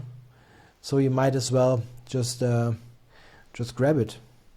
Yeah, so this is the thing that now you have two choices. Either you play bishop d3 and get a worse position, not sure how worse, but worse for sure. Or you play queen takes d5 and you get a position that looks very risky, is unclear, but you can safely be lost within the next 5-6 moves. Exactly. And this is a very tricky choice, because if you go for the position that is very unclear, this might not mean that the game is going to be over soon. But if you are going to play bishop d3, then you are going to suffer for the next 2-3 hours. And this is a very, very tough choice. Especially knowing that 2 hours ago, you had a choice to play with white pieces, and you picked up something like this. So it can be psychologically very tricky. Yeah, absolutely. The thing is, what I believe is that when he played rook c1, yeah, in this position, probably not being completely confident what is best, played rook c1, and thought that this is reasonably safe. The thing is, if you check this now, it's actually difficult once you have this on the board, which looks completely normal. Here you have to play a3, more or less. Queen a5 is so annoying, and then bishop d7. This is just not something that you see coming. Yeah. This is also psychologically pretty bad, because you thought probably, well, this is not the opening I expected, maybe a draw, I don't mind. And then all of a sudden bishop d7 happens, and you have to really solve very concrete and annoying problems here. It's pretty difficult to do. Yeah, there's still a suggestion, I think, to sacrifice an exchange on c5 in this position, but black is too well developed for it to work. Yeah, one thing is also, if you, let's say you take, bishop takes, and now if white takes on d5, you can still give the check here, because b4 is running into this one. And it's a bit sad if you cannot play b4 in this position.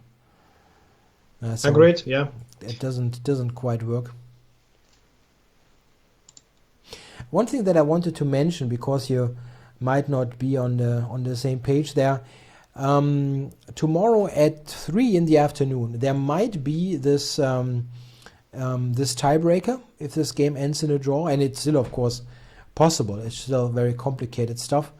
But at the same time at 3, Magnus Carlsen will also play Banter Blitz on Chess24, so make sure to join for the Banter Blitz. If you have a premium account on Chess24, you can also play the world champion, so make sure to join. And when you get Magnus on the whole time, yeah, staring at you, so you might as well play him tomorrow if you got the time. So okay, yeah, that will take time. He will take this time, yeah, because it's such a far-reaching decision. Okay, I have a comment that Duda doesn't look happy with his hand before his eyes. That might be true, yeah. We don't have a camera here, but it's very helpful that you write it in the chat. Yeah, that can be sometimes helpful. Yeah, you just check how the guy looks. Yeah, sometimes you know what's going on. This is always, I think, one of the big regrets, when you think about Kasparov retired in 2005, and it's such a shame that he retired before the real chess internet age kicked in, yeah, with all the cameras and so on, yeah. I mean, he's so fantastically entertaining to watch, yeah, with all his body language and the faces. It's terrible to play against him, probably, yeah, with this, but it's just to watch is just so much fun. It's like you don't even have to evaluate the position. You just look at Yes. him and you know what's the evaluation. Absolutely, absolutely. I mean, this is I mean, he probably must be the worst poker player ever, probably. Yeah. Okay, yeah, sure. But it's so fun to watch. Yeah. Unfortunately, we only have some of those events now that he plays in St. Louis from time to time. But it's so fun to watch. I just wanted to mention one thing so that you are not irritated. So why is Magnus on here the whole time with Fight Like Magnus? If you haven't seen this yet, there is a new opening course released on Chessable. I can make it a little bit bigger so that you can see it. It's a Sicilian-based repertoire based on Magnus's opening choices that I wrote. And you can get a free download of almost 2 hours. I think it's even more than 2 hours. And if you go into chessable.com/Fight Like Magnus. So here you can see it a little bit better. So if you are interested in a cool black repertoire that was checked by the world champion and endorsed, go there. So we can go back. So just that you know, because why we have Magnus on the whole time here. Yeah? So there's a question in the chat. A question for the commentators or senior players. Now the chat is. I think he asks, I can hardly read it, wait a second.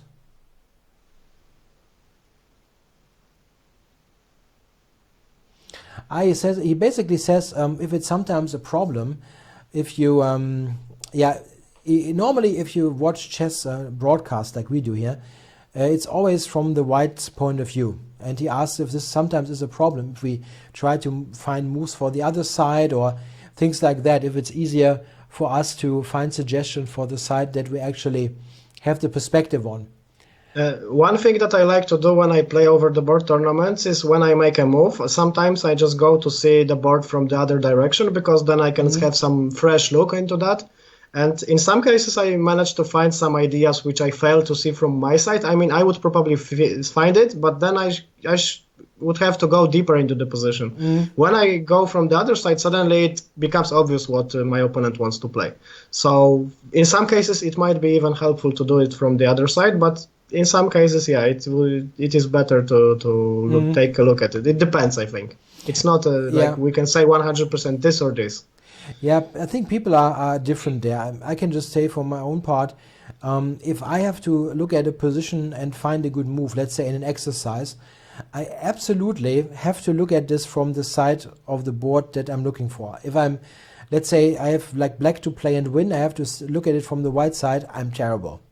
I don't know why that is, I'm terrible. Yeah, I really have to, in particular if it is a study, something really complicated, which is a little bit out of the box, I have to do it from the side that I'm looking for. I'm completely hopeless if it's the other way around.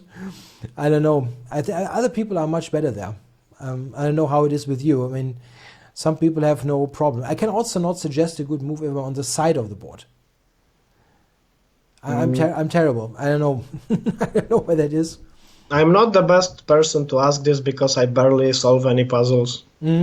It's very shameful to admit, but I barely do them. I like puzzle rushes, but if I would have to say how many puzzles did I do, not puzzle rush, let's say, it wouldn't be more than 1,000 in a lifetime, definitely. Yeah, I think also if, for example, if I'm watching a game and I'm watching this from the side of the board, right? Not from white or black perspective. That was from the side. I'm terrible. It's like minus 300 elo or something. It's terrible. I have to really have a proper view of the board, and then I can do things. Yeah, but I don't know why that is. I think this is something that it's a mystery. You know, if you have a phone, it's not a problem. You just switch off the auto. I don't know how to say it in English, but it's so that your phone don't mix up the screen. But sometimes when I watch it on my computer, then it's like, you know, watching it like this. Yeah, it can all happen. the time. And then when my neck starts to hurt, then I turn off the laptop and do this one from the other one. But okay, I can also, of course, just rotate my screen, and it's not a problem. Yeah. So. But I also don't like the side view. Yeah, I don't know. I don't quite manage to see anything. Yeah, I have problems with where do the pawns go? Yeah, it's really it's really odd. I don't know what that is. Okay, so yeah, Duda is taking his time. He has 36 minutes left according to my clock, and it's probably roughly precise. Yeah. Yeah, I don't know. I don't check it on any other source. I think we are good here. Okay, wait. My chat is refreshing. It is. What's this 11th move? And he has already used most of his time. I mean, bigger part, more than half of his time. Yeah, it's this is really not what he wanted to have. Yeah, but this is such a hidden resource. That can really happen. That can really happen. Guys, what are you doing in the Chess24 chat? Yeah, you know that we don't discuss any politics there. This is always getting ugly in some way. Don't do that. Yeah, I mean, I know we kind of have to wait here a little bit, and we I think have exhausted our analysis here. And I think it's also, at some point, it makes no sense to dig any deeper, because it's not going to happen, is my standard response. You look at all kinds of lines, and you just now need to have a move on the board and see how it continues. Okay, so let's encourage people to change the topic from politics to something else. So Breaking Bad is the best TV series ever. Change my mind. I cannot do it. Unfortunately, I never watched it till the end. Wow. I never watched. I couldn't. You know, I was just about. I think I was the third season or something, and that was exactly the point when I left my regular, my former office job, and I became a chess professional, so to say. And I had so much work, I couldn't really. I mean, I was just not able to do anything else, yeah, and get this on the board. Yeah, and then I kind of lost track. I have to watch the rest. I think it also is great at the very end. Well, the Breaking Bad was the best in 4th season, I think. Okay. So you're just barely there. Yeah, I have forgotten many things, of course. So I would probably have to rewatch a little bit. But I watched quite a bit of series when I was still in the office, yeah, and had regular hours. One thing that I think is that was my most favorite series before Breaking Bad was The Sopranos. I still love that. I don't know if you ever watched The Sopranos. No. That's also fantastic. That mafia series. It's really great. I know what it is about, but I just didn't watch it. I didn't watch too many TV series, to be honest. It was just a joke about the Breaking Bad. Yeah, it's always if you have those waiting periods and Jan is on or Peter is on, then they always turn to TV series. And I know many of those that they mentioned. I don't know. Yeah, I really don't know. I tried to watch Game of Thrones, but I stopped at I think the second episode, even because I couldn't tell people apart. Yeah, just too many people for me. It's absolutely not possible for me to keep track. I mean, the only person that I really could keep track of was that character played by Emilia Clarke, because she's so beautiful. But everything else was impossible. I couldn't really tell those people apart. Yeah, so. Yeah, I didn't watch a Game of Thrones. I don't think I watched even a single episode of that. Yeah, I guess it's probably good. Yeah, most people like it, but it's not. These fantasy kind of scenarios are not really my cup of tea. He moved, guys. So what did he move? I don't really have the update yet. Okay, there's a question. Is it fun, interesting to watch the screen for a long time without moving anything? Yeah, I mean, we just did everything we could in this position, I think. We analyzed it as deeply as our playing strength allows us to do that. So I think everything that we wanted to show about this position is already done. So he from our perspective. He took on d5. It happened. Yeah, he grabbed the pawn. And honestly, if you don't quite see how it loses, I think that's what you should do. Yeah. By the way, Peaky Blinders is great. I agree. The TV series Peaky Blinders. I don't know that one. Okay, it is about some British gangsters in the early 20th century. Okay, interesting. No, I kind of stopped watching anything after 2005. Yeah, or 2004 when I went with chess. I really don't have time anymore to watch anything, which is a bit of a shame sometimes. But I also know that it can be such a terrible time burn. When I watched some series, I was just like, it was crazy. Yeah, when I watched Dexter or something, it was crazy. I watched the whole of Dexter, I think, in 3 weeks. Yeah, every single season, and at the end, I felt like killing somebody. Yeah, it was just too much. It was just too much. So Okay. what are we? Sorry, Did you please. see the new one, the Spanish one with this robbery No, in the? No, you know which one? La Casa de Papel. no, It absolutely was not. No, no clue. no clue. It was great one. It is like 2 seasons already. I think 3 seasons are done. Okay, 2 or 3, I don't remember. I know I watched it all, but I think it's 3 seasons. I think, but it's great. It's a great one. I think. Yeah, in general, I think TV is now offering much more quality in my mind than some of the movies do. Yeah, because they, I mean, I'm not a particular fan of those superhero movies, and they do them all the time. Like you have and then part 2 and part 3 and a prequel and whatnot. Yeah. So okay, he took on D5. So what was It took on D5. Wow. what was our idea here? What did we knew? We knew that Bishop E6 wasn't good. We didn't like that one. Yeah, we wanted to go Queen A5 here. Yeah, we thought Queen A5. And the initial idea, we can show it one more time, was that after Queen D2, we want to go Queen B6. Yeah, that was an idea, but we learned that taking was strong, right? Yes, and somebody in the chat helped us and said that Queen D2 is very strong here. Ah, okay. Grishuk did something entirely different. He played Rook C8 Immediately. immediately. I mean, Okay, this allows Bishop C4. I think.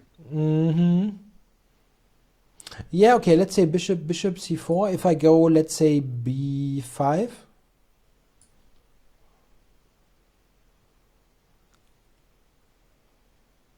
Okay, so maybe it doesn't allow Bishop C4. Yeah. Yeah, the threat is now Knight D3 check, just to get everybody on the same page. That's pretty annoying. Wow.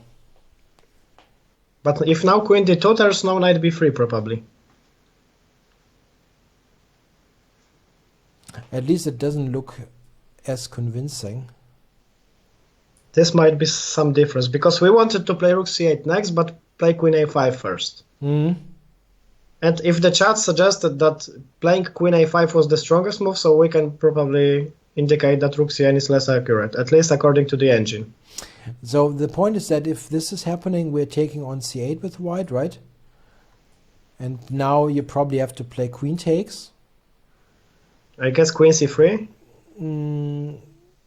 Yeah, then I'm probably happy to take and take A3, right? Yeah, but I'm also happy that I exchanged queens and I survived. Yeah, but okay, Queen E1, yeah, is probably most principled. Trying to keep it? Or do you think that is by far too risky? I think it's risky. Rook D8? Oh, sorry, my knight is hanging. Maybe still Rook D8. It could be possible, yeah? A line like that could be possible. So you want to take, and here you want to do something evil to me. I don't see a mate here. No, can you go back? Yeah. One move. And here I thought Bishop A4, but it doesn't seem right. No, the king will be safe on E2. I think so, at least. Maybe it's working. Bishop A4. Take. Queen C1. King B5. Okay, Queen B3. Unfortunately. I'm tempo short. Close. Very close, yeah. Too close. It's close. It's really close. Somebody said that Duda should play E4 in this position, in the actual game position. That he has to find this move. E4 makes some sense, right? Now that you think of it, yeah, it's slowish, but okay, the rook is covered here. Well, people say that e4 is the only move that doesn't give -2 for black. Wow, that is crazy. So queen d2 probably doesn't lose in any very tactical fashion. It's just positionally very bad. I mean, what I wanted to we looked at this Maybe white line, but what I was just wanting to say, this is probably just good. You don't need to sacrifice anything. I mean, queen c3, you take bishop a3 is great for black. That could be easily very good for black. And if you do this, you can just play something normal. Let's say bishop a4 or bishop e6 or something. Go rook d8 next. How is white surviving this? I don't sure, see. yeah. That could be pretty terrible. But even if you don't go, let's go back to queen d2. 3 moves more behind. Yeah, here, yeah. Yeah, and here maybe queen b6 just. And once again, knight b3 is a threat, so I renew the threat. It's pretty much possible, sure. And rook d8 next with perfect pieces. Yeah, it doesn't look good.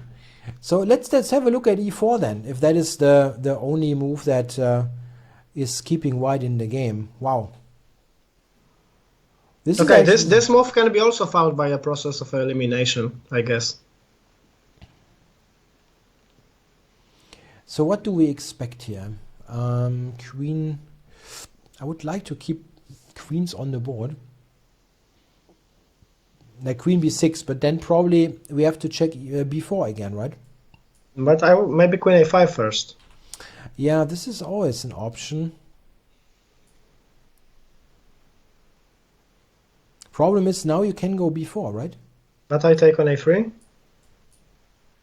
Rook is... Oh, Jesus Christ. That is the thing, yeah, with e4. There's many tactics are now not possible, yeah. We had always this problem of the hanging rook, but now it's covered. So I think the queen a5 thing, it doesn't work. Queen b6, probably. But even in that final position that we just decided that it's not working, maybe it's possible to do this. So maybe queen a5 once again before queen a3 bc and bishop c5. Maybe even this is not that horrible. Bishop c5, let's say. Because I want to play bishop b4 and you can't cover this check because then c1 is hanging and I threaten to take on f2 and then take on c1 or just play rook d8 or just bishop b4, I think. Actually bishop b4 is a big threat now. So I sacrificed a piece, but... Yeah, the question is, am I really losing, yeah? If I'm, let's say, what is the threat exactly? Bishop b4? Yeah, but I'm not sure what this does. I mean, let's say I play bishop e2. And bishop b4? Yeah. But the rook is hanging now on c1. Sorry, twice. Yeah, sorry, that doesn't Maybe work. you have to take on c5 with the rook here. Yeah, but then that cannot be great, yeah? That cannot be great then. Probably not, yes, because I take with the rook, queen d7 and rook c1. Even though that's covered? 3 pieces for the rook and a pawn.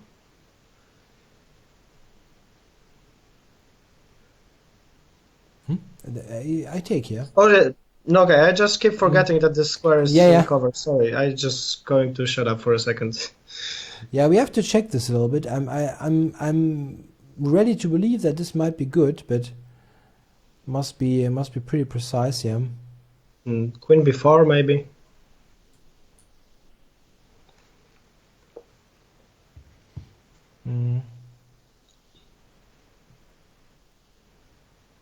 No, it's tough. It's tough to believe that it's a good position for black. There's probably much room for improvement there. Let me unpaint here.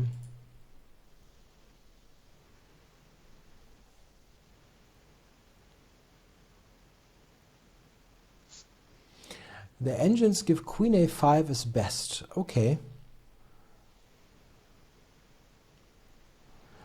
Tja, it's certainly possible. So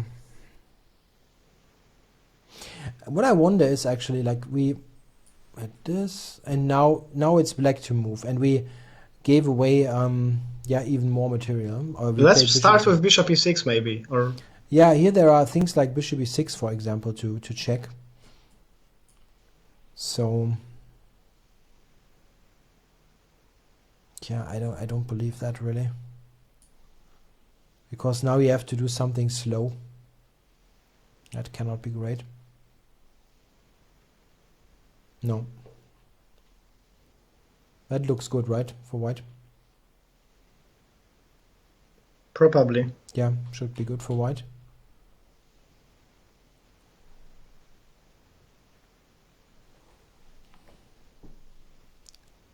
Okay, what if I go rook f to d8 here? This is the move that I want to play anyway.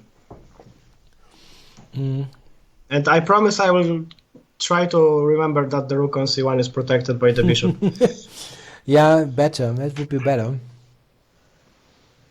Yeah, you just keep the material on the board, right? So white would like to develop the bishop on f1, but doesn't really feel like that's so easily possible. Like bishop c4, you probably get bishop e6. And now there's probably no good move. Is it lost? Probably it is. Looks like, yeah. So let's say I go to h5. How does white get killed here? You forced me to calculate. I'm not seeing it yet, is the thing. Rook c5? Maybe just rook c5. Ah, okay. Yeah, that looks strong. Absolutely strong, yes. And the queen doesn't really have a great square available. It cannot go on the d file, doesn't work. So bishop c4 we have refuted, I think. And if white plays, let's say bishop e2, there's probably some pretty nasty bishop move, yeah? Discovered move. Just wonder what it is.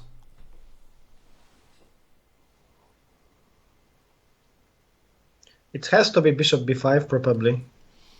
Yeah, it looks like the most normal choice. Yeah, because we don't want to allow the white queen to go back to the defense of the queen side with queen c4 or something like this. Yeah, now the white queen has to go somewhere h5, f5, around that. So let's go queen f5 to start. Yeah, you can take play queen d3, but it's not clear that there's something great after that. For example, like yeah, here. this should win, I think, because in the end you have the move rook c5. Ah, you're right, because queen d1 checkmate, yeah? So that is something that we can that we can briefly... Oops, not that one. Mouse slip. That would be a bad mouse slip in the final of the Grand Prix. Pretty bad mouse slip. Okay, so he played e4. He found it. So if we jump back... So white is down to 22 minutes and black is still having 50 something minutes. So interesting. E4 looked like really the only move. If they have only moves, they usually find it. Yeah, those guys. Yeah, there's a good comment on the chat that you're 20 moves in the game, you burned 1 hour on the clock and you're back against the wall with white, and it definitely isn't pleasant. How did you find e4 is a question in the chat. I think it's really a process of elimination. Yeah, you look at things that don't work, and then of course you recognize, or not of course, but in this case he did, that he played e4. Yeah, he played it. Yeah, he played it. And so that c1 is covered. That you see, okay, the problem here is c1 is hanging, and d4 make sure that the rook is covered. And I think one important point is also that did we analyze queen a5 here? We did, right? I think so, yeah. Yeah, we did. What happens actually after bishop d2? Is that completely terrible? Knight d3? Exactly. This is what I wanted to check. Because now you have bishop takes, and all of a sudden rook takes c1, takes use of the pin. And king e2, I take the queen and take the rook, but there's... Maybe white can survive this, actually. Can you go back one move? But why? I can just take here, right? Yes, yes, you can take here, Yeah. but one move back, and here, what I wanted to show. Take on d3 with the queen. Yeah, okay. Rook c1, king. Okay, because everything is hanging in this position. So probably queen a4 is a move that is winning here, because I threaten bishop b5, I threaten queen d1, and I'm material ahead. So Yes, yeah, this is winning. Yes, that looks and good. I defend the bishop also. So this is a multi-purpose move. Unless there's b3 in this position, but I just don't believe it. Yeah, but, sorry. But this is actually quite important, because otherwise bishop d2 would be probably not a bad move. But it is entirely killed. Very nice. So somebody suggested queen e8 here. The idea being to play bishop c6 next and just take e4. Queen a8 is not a move that comes into your mind as a first candidate. You really start with checks, yeah, and forcing Sure. moves, because you feel that this is a position for a fast player. Just checks, captures, play forcing moves, and queen e8 is not so looking so forcing, but you can actually imagine if bishop c6 and this pawn drops, then white is going to fall apart. Pretty much clearly. That could But be even very if I strong. go bishop e2 here, Okay. so probably bishop c6, I guess. This is one thing, but what happens if you check this again? Because white has to go to h5, Yeah. and now I have different options. I can take e4, but maybe I also have something else. Again, some sequence, yeah, knight b3 maybe or so. Yeah, that doesn't lead to much. Okay, so bishop c6 probably is stronger. And where does white go now? Go to cry, I think. Yeah, probably. It doesn't look fun. Yeah, it doesn't look fun. Queen e8 is a pretty remarkable move. It's not something that would come to mind quickly, but certainly something that can be found by a player like Rishuk. He really looks like, he really looks for those kind of out of the box solutions. Okay, I have a hint on the chat that in the line that we were analyzing, so queen a5, here, This one? yes, bishop d2, knight d3 doesn't work because of queen d3, Yeah.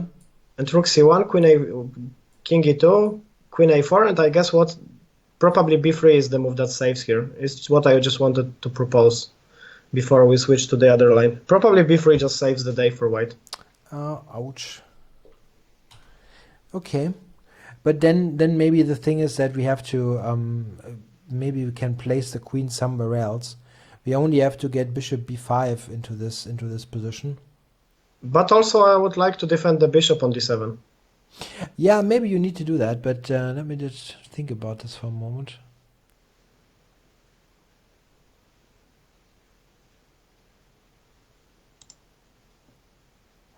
That's possible. Wow, that's annoying. I don't have anything else. That's why probably queen a5 doesn't work. So if you have this position after queen d8 before we go queen a5, this is definitely the first candidate that you are looking at, this queen a5 move. Sure. Yeah. Yeah. Always check the checks. That is. I mean, this is a golden rule on every level. It absolutely is. I mean, I see it so often that people tell me, "Oh, I didn't look at this move at all," and it is a check. You know. Yeah, as the only check in the position. Yeah, and no, I don't look at this, and you really always have to look at the checks. I mean, there's this funny saying, look for checks that could be made." This is a bit, of course, tongue-in-cheek, but you have to really look for the most forcing continuations, and therefore queen a5 is the thing that you have to look at. So then bishop d2 is probably pretty annoying, right? I mean, I could probably still go. Can I go? Can I go Queen B6 and continue? There is B4, yeah, and D7 is hanging. That is probably really the point why Queen A5 doesn't quite work. At Queen E8 is a cool move.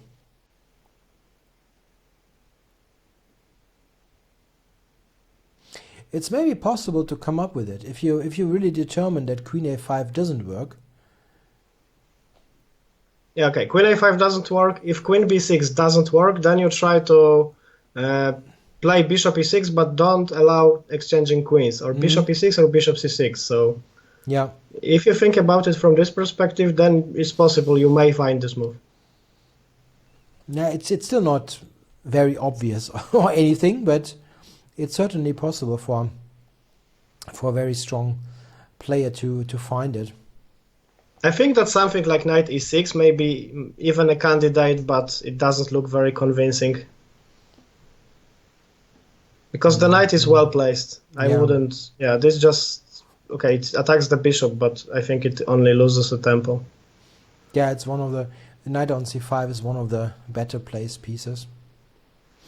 I have a question that is not really something to do with the position. I'm just interested. I think it was yesterday or the day before, I got a mail that Ben Johnson, the man behind the Perpetual Chess podcast, you've been on that as well. A very good episode, by the way. I found it very interesting. Thank you. When he has now launched a new project. Did you see that as well? No. Yeah, he has launched a new project, and he's now doing a monthly show. Okay. I mean, he keeps doing the weekly shows, but he has an additional show, and that is a monthly one where he meets up with some player who's interested in the subject of looking at older chess books and trying to evaluate from today's perspective, like, is that book still useful? Okay. And it's quite interesting, I think. I'm not sure what they're starting with, like a Grandmaster from Kotov or something like that, just some classic, and then they would try to dissect if that book is still useful. That is an interesting, I think, interesting point. Do you use or do you have used any of those older books in your chess training? I started with them. It was much easier for me because there is this publisher in Poland who had an agreement with an original publisher, and we had these books translated into Polish. So whenever you went to the tournament as a junior, you didn't win any other prize than these books. That's also how I started to play the King's Indian, because of the Guffeld's great King's Indian book that was translated to Polish. This was actually the first chess book that I ever got, the serious one. Okay. So yeah, I have a very big love for these books still. I'm not sure if they are very, very useful, but even if they are not useful in comparison with some other modern books, then it's also very, very good to know this process of creating other thinking processes, I think. Yeah, I think some of the older books are definitely still useful, and older is probably also a matter of definition. What exactly is old in that regard, and what do you use the book for? If it is about something like general strategic considerations, for example, that can be still useful. What I think is difficult is opening books that are a little bit older. They're almost completely useless, I think. At least I couldn't really use any opening book that is older than 10 years because almost all of the analysis would be wrong.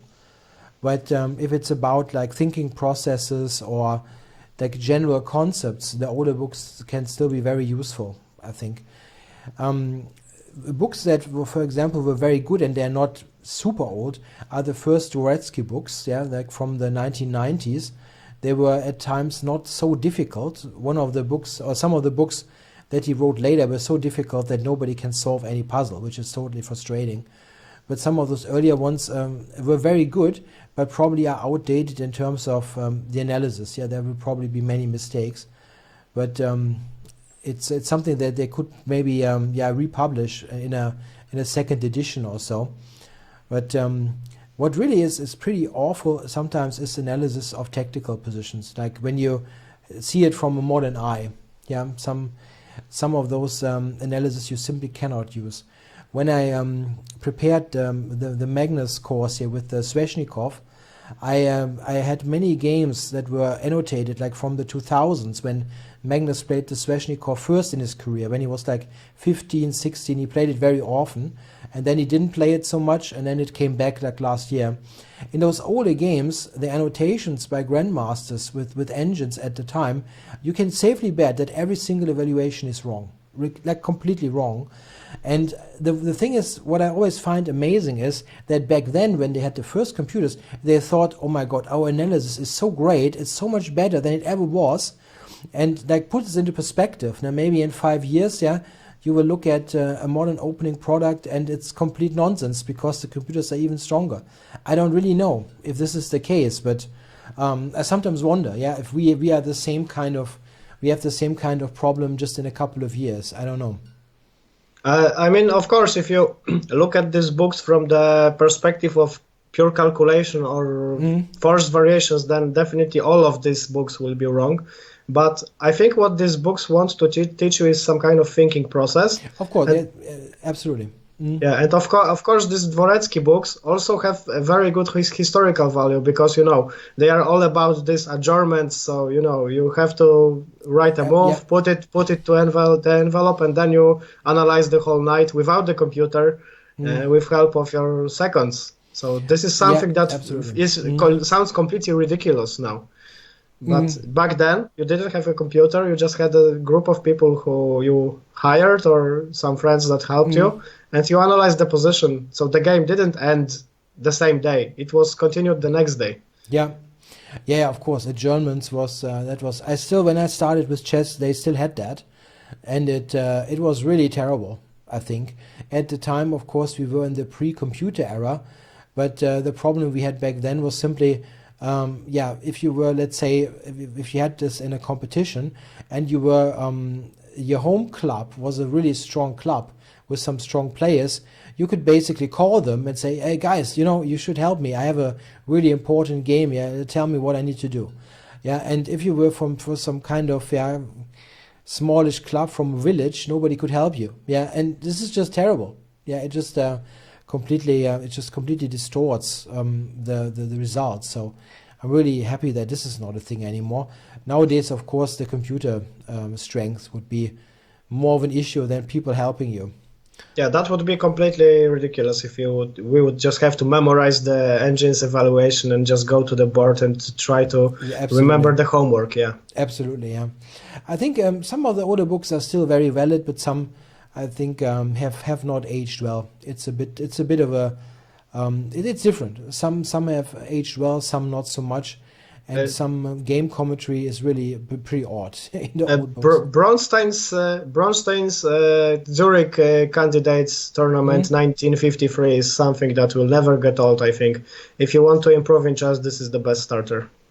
Yeah, this is interesting because I have an interview with Ben scheduled on Monday for Perpetual Chess, and I want to check this book again tomorrow if I got a bit of time, because I looked at some of the games recently and the annotations, because I had some of the positions in my own training, and that was the worst annotation that I've ever saw. Like terribly bad, absolutely terrible. And I really want to check if this was like the one-off, or if there are many other wrong things in there.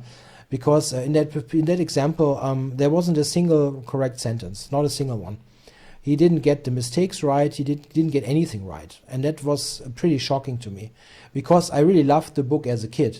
I got this when I was a kid. I have this, like, it's 30 years old, probably something like that.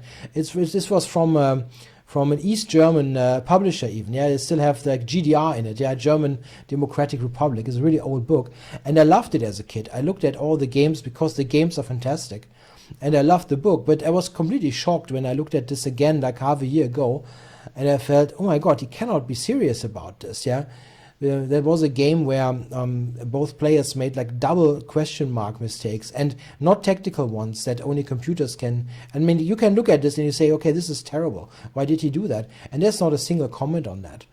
So it's something that I will definitely revisit because I want to get a clearer picture about this. Maybe that now you are creating your own courses, your own books, you have completely different perspective, that you have some kind of other standard of doing these things, and you're just not satisfied with somebody else's works.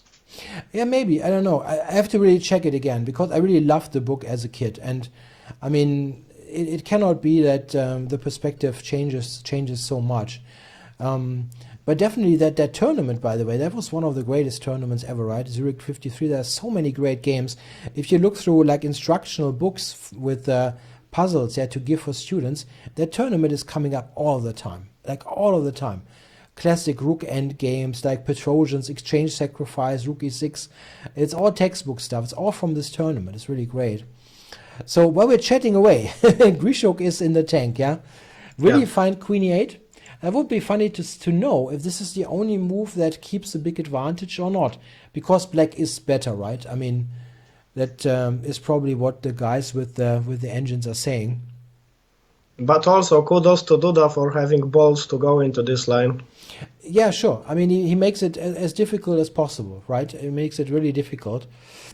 Yeah. Let's see. And also there is a question in the chat. Do you think a personal coach is necessary to acquire master strength? Or on what things did you mainly focus when you reached expert level? I think, I'm not quite sure if I remember correctly, Camille, but I think you also didn't have a coach, right? Yeah. Yeah, and me neither. I mean, I didn't have a coach ever, but I think what is helpful is you need like a personal contact with strong players. I think this is really helpful to look at games on a real board, maybe discuss your games with somebody. It doesn't have to be a hired coach. Like if you are in a good chess club, for example, and you get people that you meet, on club meetings or whatever, or just meet with friends and look at stuff, that can be a very good replacement for that. I think a coach is always a very good addition, but it's not entirely necessary.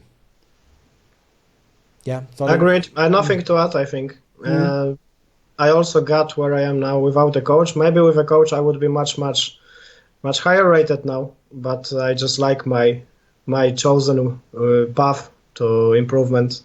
Yeah, it's a little bit different nowadays because you really have a pretty good range of chess teachers available that offer their services.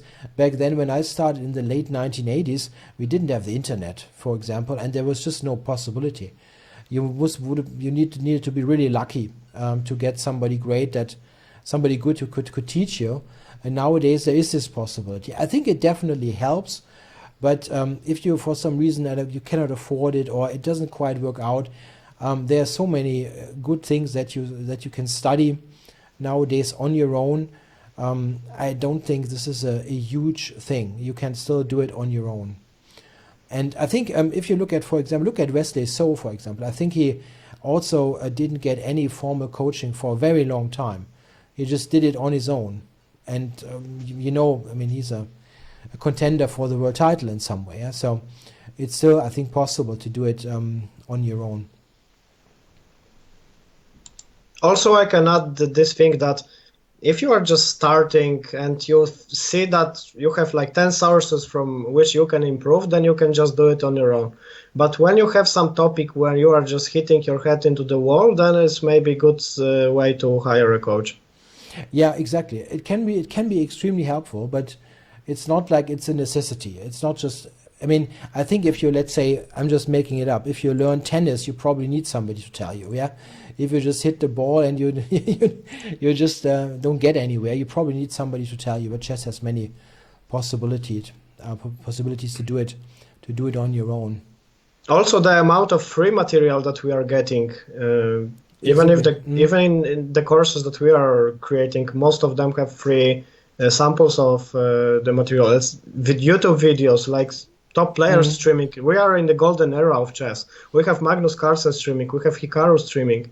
We have videos by grandmasters on YouTube, which are free. Absolutely. Analysis of the top players' games, which are also free. It's just 95% of stuff that you can get is just free. Yeah. Yeah, it's really remarkable. I mean, this broadcast is free, yeah, and I hope we do a little bit of education now and then, even though we also have chatted quite a bit. But some of the waiting times is pretty long. And now the main thing is, did really go Queen E8 or not? I just want to clarify. Yeah, I was talking about the Zurich 53 book by Braunstein. I looked at 2 or 3 games last year in the book, and the annotation was really bad. It was really bad. And you can say whatever you want. I'm right on that. The annotation was terrible. And I will look at this a little bit more, because I want to see if this is just I mean, everybody has a bad day, of course, yeah, and it's possible. But I will check this. I will definitely check this if this was just one bad example, or is happening more in the book. So I'm not really saying yet it's a bad book, yeah. I'm just saying I need to check it. There's also a question, what do we think about the perhaps lesser known book on Zurich 53 by Najdorf? It's supposed to be a better book, but I don't have that. Do yeah, you? me too. Me neither, no. Yeah, I think there was a republishing or something like that. I think it was done. It was done again by some publisher only 1 or 2 years ago. I saw a review on that. It's supposed to be very good. It's supposed to be very good. Let me check. I will Google it. Zurich 1953 by Miguel Najdorf. Okay, there is some review on that. Yeah, Russell Enterprises 2012. Yeah, so a couple of years ago, yeah, it was published again. Yeah, it's supposed to be good. Absolutely. I mean, one thing is completely clear, and this is not a surprise. Any book that is not like from the last couple of years will have tactical mistakes, and that is just completely normal, because we nowadays have our engine assistants, and we have a different kind of perception what should be a good analysis. Sure, but you have to also put it in perspective of the time. You should really not miss double question mark moves that are easily identified as double question mark moves. And some of those I saw in the book, like what? Why didn't he tell people why somebody loses? I also, in that particular case, he made the gravest mistake ever in any chess analysis. He's not annotating mistakes for the player who loses. This is this cannot happen. You cannot show a game and basically never say the losing side.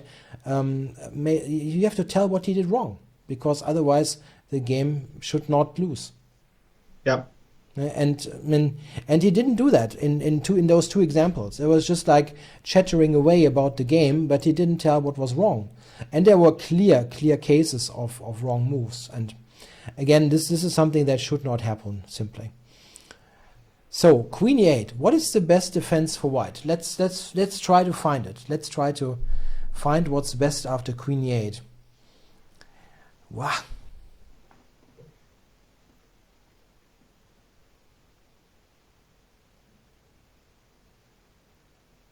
I would love to develop just Bishop E2.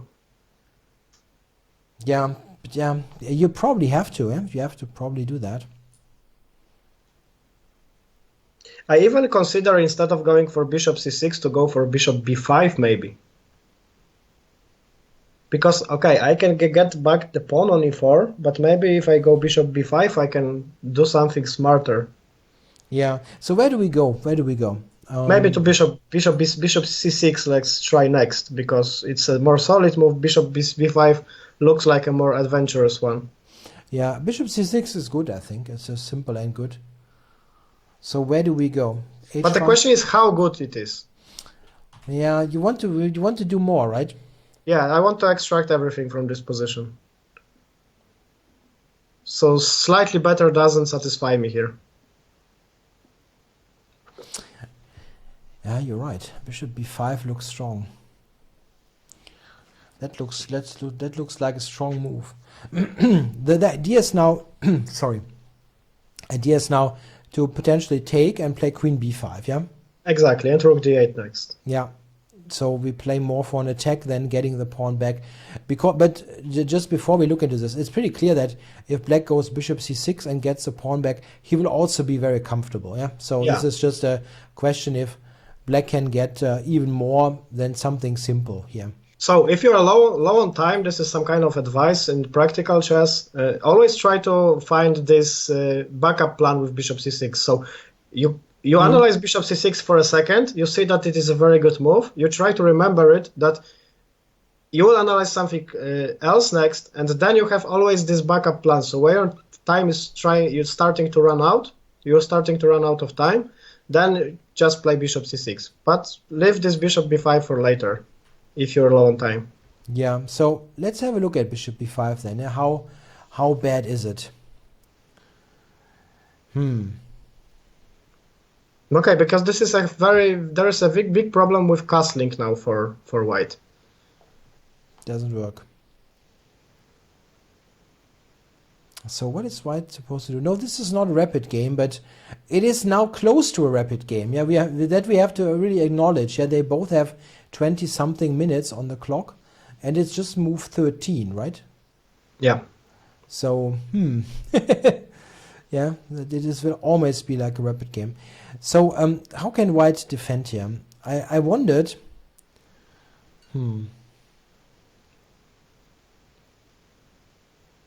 There are a lot of unpleasant stuff going on here. Yeah. Am I losing after a move like b4? Is that completely insane? I wanted to take on e2. Yeah, okay, so king takes. So I wonder if I can go queen b5. Yeah. Anyway. Yeah. Queen c4, trying to get the queens off, please. Yeah. I'm scared.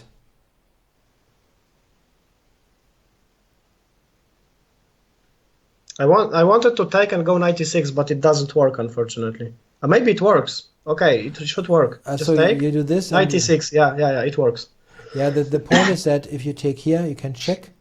And after king e3, there's knight g2. Yeah, this is what I didn't see from. Yeah, that's yet another check. So it's actually not a surprise that somehow this isn't quite computing. Yeah, for white, it would be weird. So maybe something else. But there was also this after 90. Oh no, I thought after 96 there's bishop c7, but knight from e6 just covers c7. Okay, never mind. Yeah, I mean, b4 is a kind of yeah, it forces the action, of course. Is it? Wait, can we move the king, or is that completely insane? It's insane because of rook d8, right? Yeah. Yeah, so that doesn't work. But instead of going for b4, maybe something like rook c3 to cover d3, but it just doesn't look right. Yeah. Yeah, it doesn't look right, for sure. Yeah, because I can just go with the same idea. Take on b2, on e2, go queen b5. I still don't see at all how I'm going to castle here in this game. Queen b6 played. Queen b6 played, okay. Queen e8 looked strong, but... So, wait. Did we check this already? Not so much, yeah? Yeah, we took a look at queen a5 and queen e8. Not much of queen b6.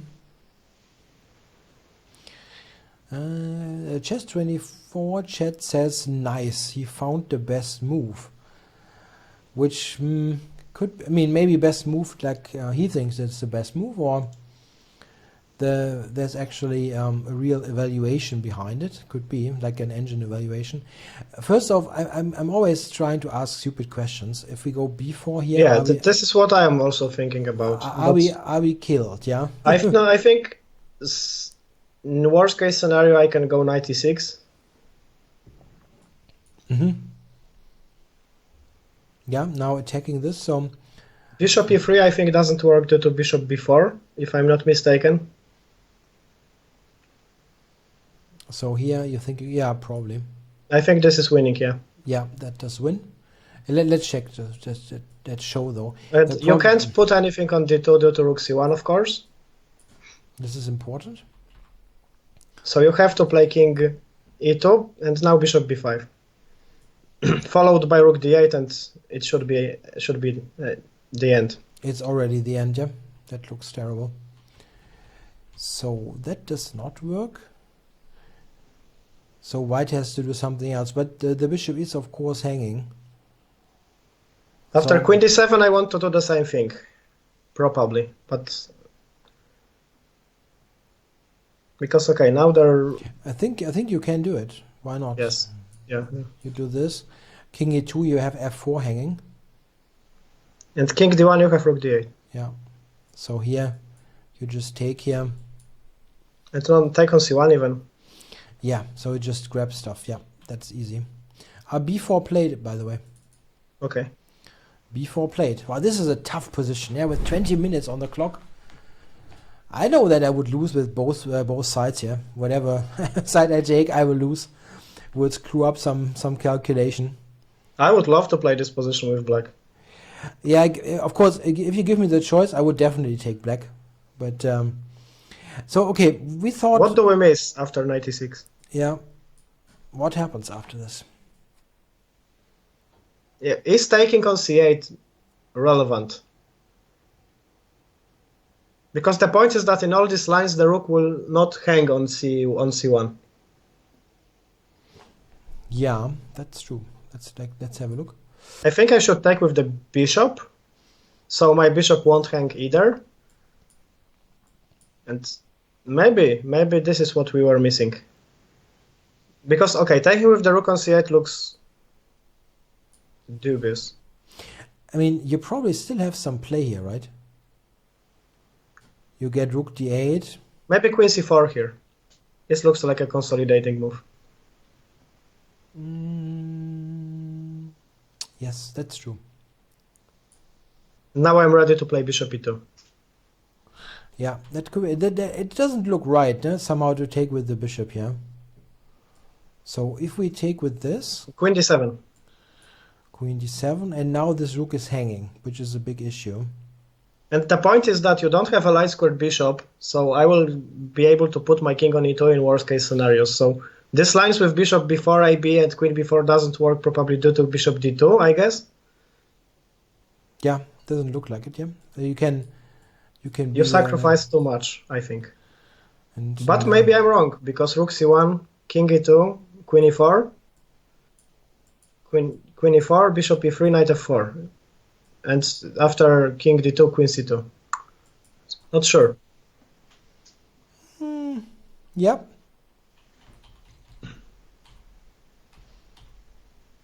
Yeah, that looks very strong.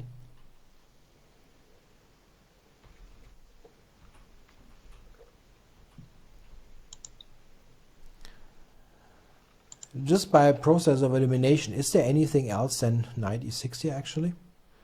We threatened to take c5 with a pretty hefty tempo, so I don't really think there's much else. Oh, sorry, he played a move. He played rook fd8.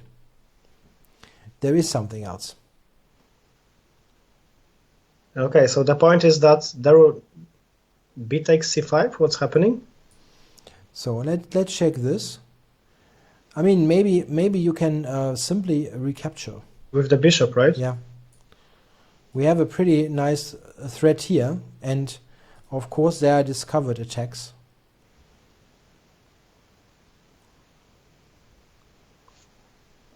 Let's say bishop g3, yeah, just for the sake of it. But then I think rook c5 has to be played. Bishop g3 doesn't seem right. Yeah, I also think so. I just want to check precisely how this fails. So probably Bishop f2? You want to do this immediately? Yeah, okay. I thought this also wins because queen a5 is just super strong. Yeah, we can win a tempo. But you can rook c1, I guess. Can do this immediately, right? I think so, yeah. And there's nothing happening here. Queen b2. And king d3, there's bishop b5. Yeah, so bishop g3 cannot really work, yeah. So, yeah, you might be right, but this position is pretty awful for white. We just attack with everything that we have. I would be very surprised if white So white would survive this. I would No, this is definitely not white is not able to survive this. Even the material speaking, black is not doing badly. No, not at all. He's not sacrificed anything. So, wow, rook d8.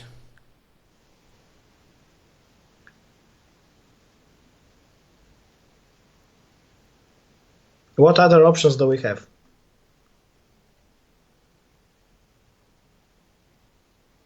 Bishop e3. e3. Yeah.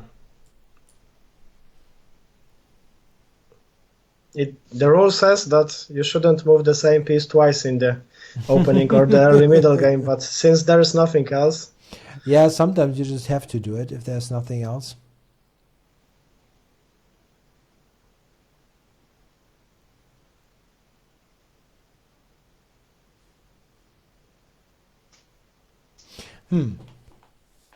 Okay, because now I have a simple threat. I want to take on c5.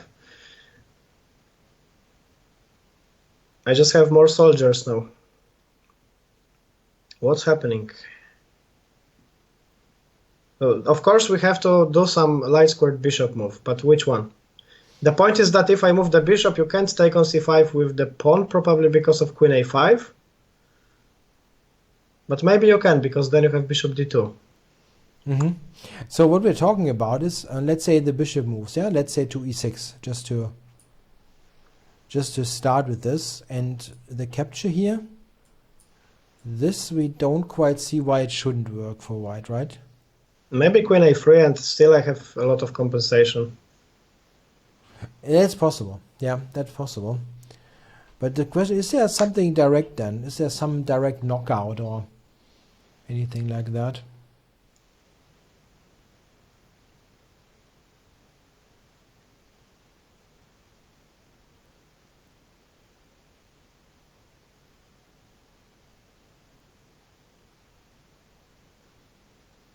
Is it possible that white actually survived here? I mean, I'm not really seeing anything here. B takes c5 is also such a huge tempo on the queen.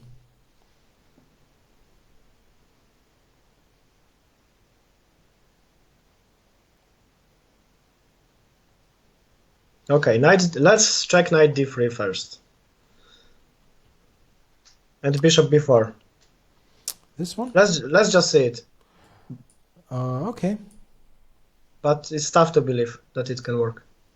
This? Now you're giving up everything. Yes, here. yes, I know. But let's start with something. Let's start with looking at the most forcing ones. Yeah, but I'm just a chunk of material up, right? And here I want to go bishop c6. Yeah, queen c4 or something. It looks like too much. Yeah, it's too much. I missed this move. That looks awful, bishop e3. What's happening after bishop e3? I'm really kind of stunned that this is a possibility. No help on the chat. Yeah, somebody said that Grishuk has played supposedly two non-optimal moves in a row, which is kind of believable. Yeah, that queen e8 looked quite strong, but still, what is this? Is it possible that actually after bishop e3 white is suddenly better? It's possible. It's definitely possible. It's tough to believe because black should be able to at least force some perpetual somewhere.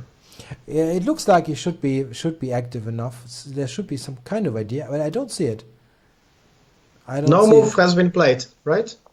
No move, no, absolutely not. So bishop e3 is not on the board. No, not yet. But that is a super critical choice.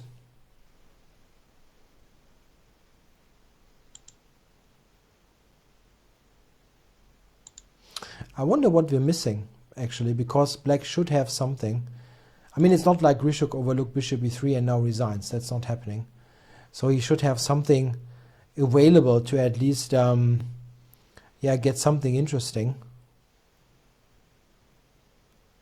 Okay, there is a suggestion that queen b6 was best, but Grishchuk should have played bishop e6 instead of rook fd8, Okay. according to Mr. Stockfish.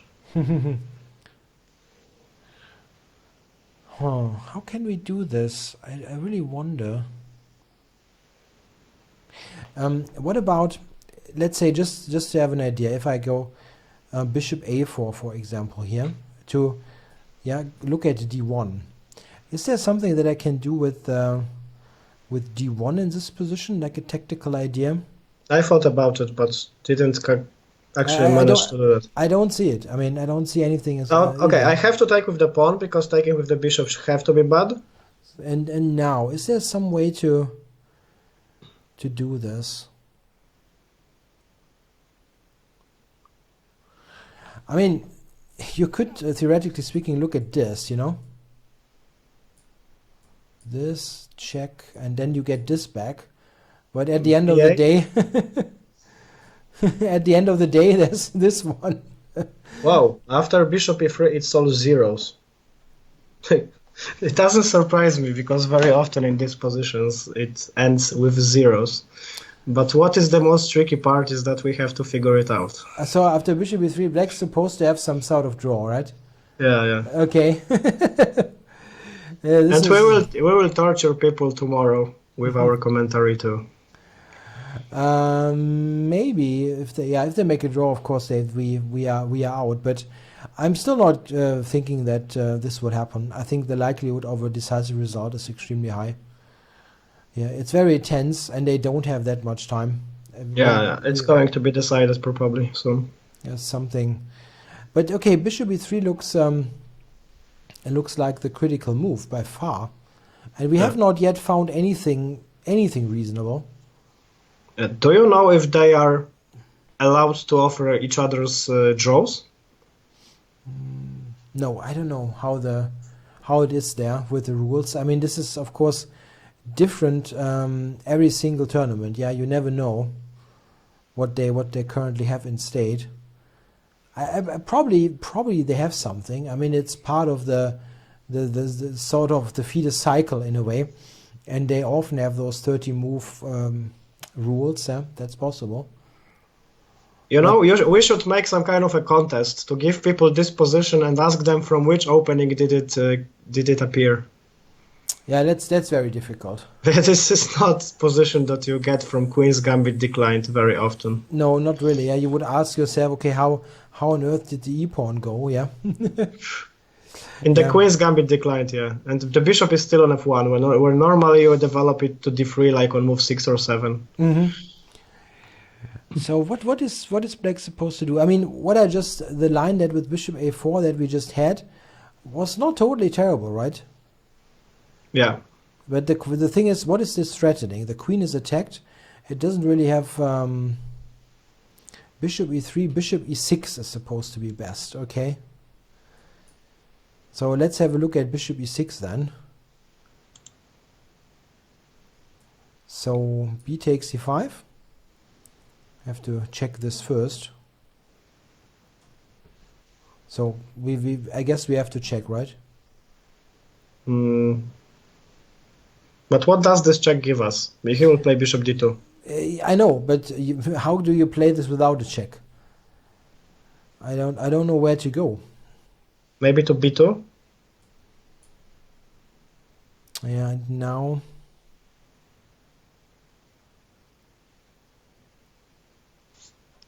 You can take c5, right? So let's say I have to go to h5 probably. And now it really looks like there's some kind of tactical strike.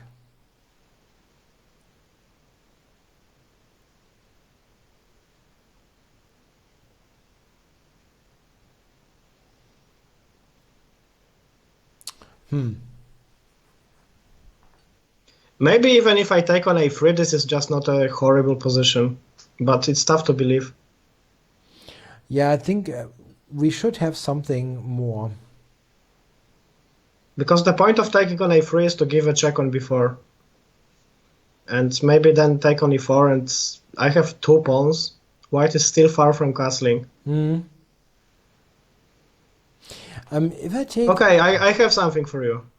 G6, Queen H6, Bishop F8, Bishop, yeah, and maybe Queen somewhere, and then go Bishop G7 to C3.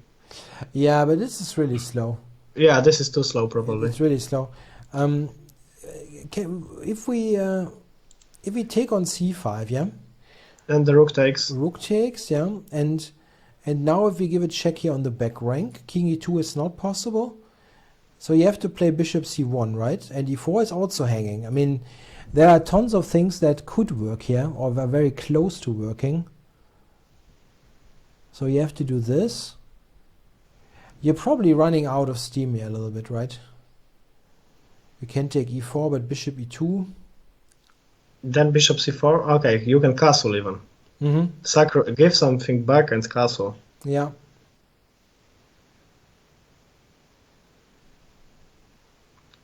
But Queen E4, Bishop E2, maybe Rook C5. In the end. Okay. I just had an information there, a little hint that this is winning for black. Okay. That's believable, of course. Yeah, I mean, queen goes to H5, and now probably we just continue to play by taking. Okay, what happened here? He took on C5. He didn't play Bishop E3. Whoa. So let's get the update. Took on C5. Okay.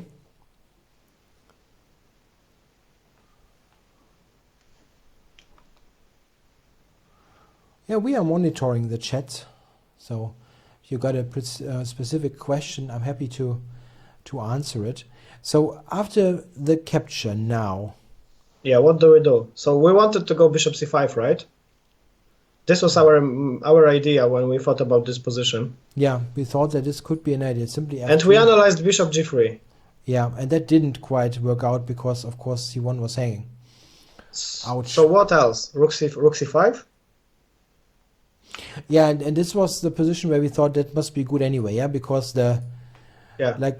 just from purely material point of view, we are okay, and black still has the attack with everything. The question is, are those clock times for real? Yeah, I mean, white has 9 minutes, black 20.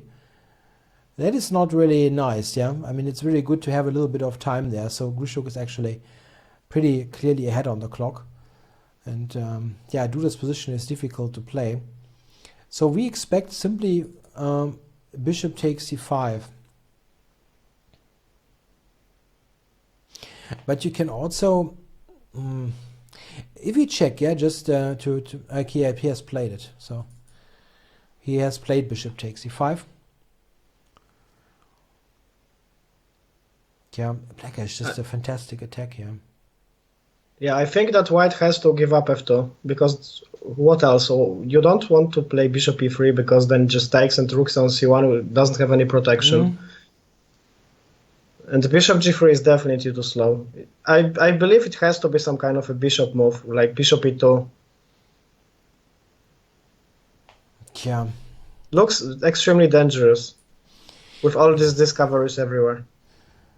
Yeah, and the bishop has really lots of moves. You can even think about playing bishop h3. Yeah, I mean attacking g2.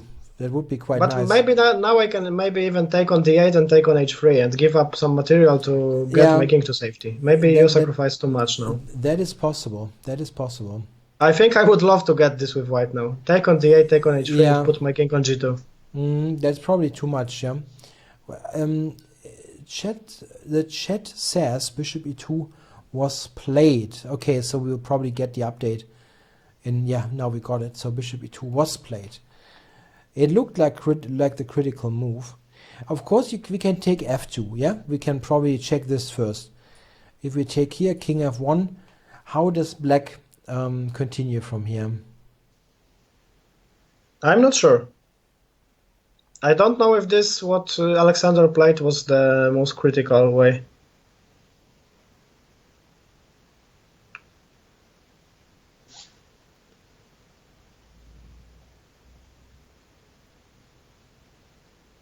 I don't see a way to continue, to be honest. We will always have a pretty good initiative, but there's no killer, right? So probably we need something better here than bishop f2.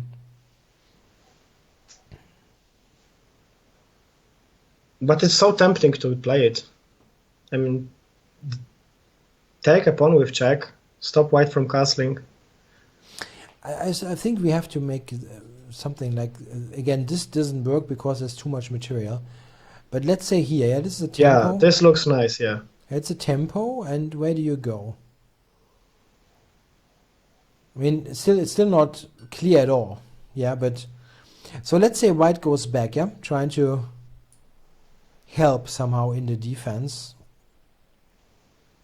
And if we take now king f1, do we have something? Yeah, rook d1 and rook c1, sorry, rook c1 first. Yeah, sorry. Yeah, and then rook d1. Yeah. So we got this one. A tricky Christof. That's nice. For a checkmate. So bishop b5. Oops.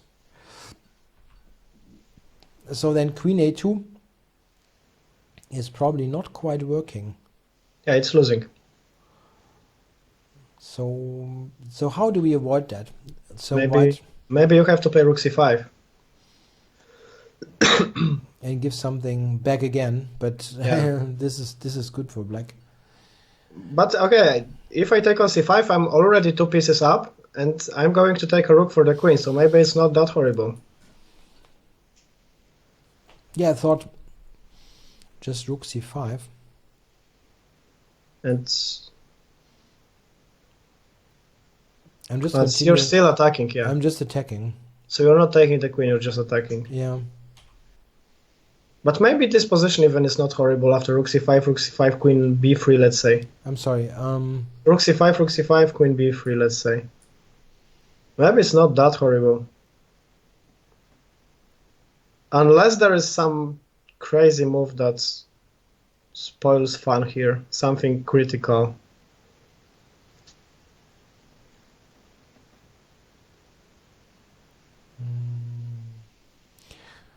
I think it's still not easy.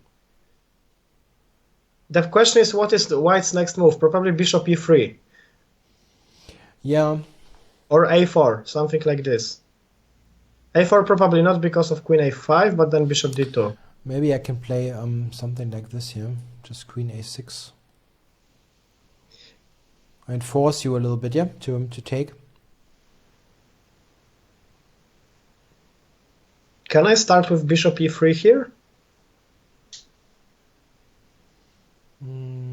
Yeah, I think I can take here, yeah, with rook d1. Are you going to... You get lots of stuff, yeah, but... okay, bishop b5 was played. Okay. So that makes this a little bit more relevant. It's not one of those, it's not going to happen lines. White actually has to find something against bishop b5.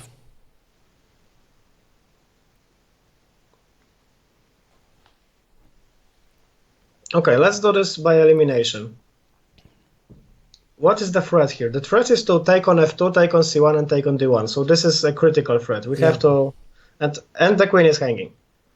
Yeah. So if we move the queen anywhere, like we pick any square on the board where we can go now, this is going to happen.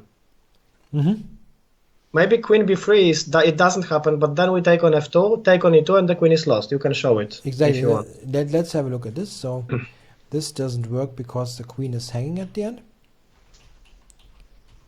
Yeah, so there are just a couple of queen moves possible. We looked at this just to show this was losing to this spectacular line. Pretty nice. So I think that having this information that we can't move the queen, it means that we just have to leave it. And if we have to leave it, there's just nothing else than rook c5. Yeah. So rook c5, rook c5. Maybe we can check what happens if we take the queen, yeah, just to show it. So we take the queen, white taking on c8. Yeah, I have everything, yeah. Because rook d8, I take, and I take on b5. There is queen a5 in the end, here, but then I probably have knight d2, Queen Yeah, b5, bishop e3. Yeah, white should consolidate this. White is probably slightly worse because black will take on a3, but I think that white has decent drawing chances here. And I think this is actually what white has to go for. It could happen, yeah, he already took on c5. But I think but I think black should not take the queen, but take with the rook. We will see it, we have it on the board. Yeah, rook takes c5 was played. I would be really surprised if rook c5 wouldn't be played. Unless we overlook something, yeah, can of course be the case. But other than that, I would definitely play rook takes c5 and try to attack with everything that I have in this position. I'm going to take a quick break. I'm going to be back in 1-2 minutes. Yeah, sure.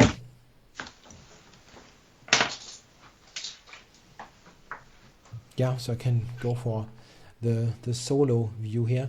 Do you guys have any questions, like general chess question that you want to address? Then we're happy to address it if there are some things. But currently it looks difficult. Yeah, it's getting more dramatic. Both sides are down to just a couple of minutes, like 16 now for black, and we expect rook takes c5 to happen. The reason is that we want more pieces in the attack, and here it has been played, right? Yeah, rook takes c5 was played, and then queen to b3. So,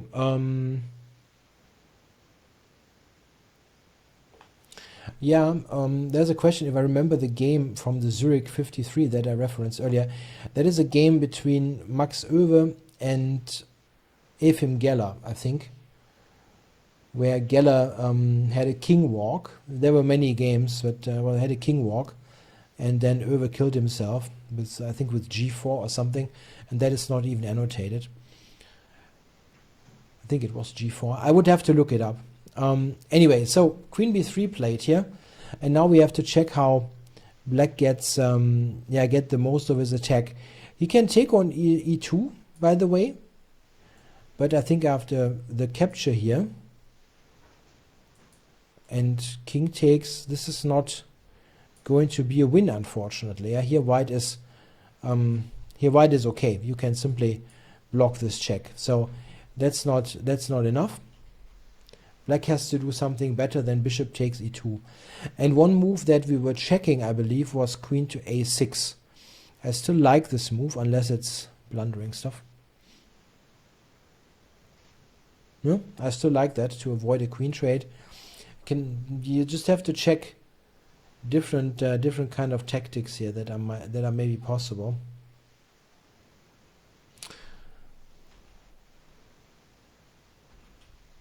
Only queen c6 works now. Queen c6 is also a move that makes some sense.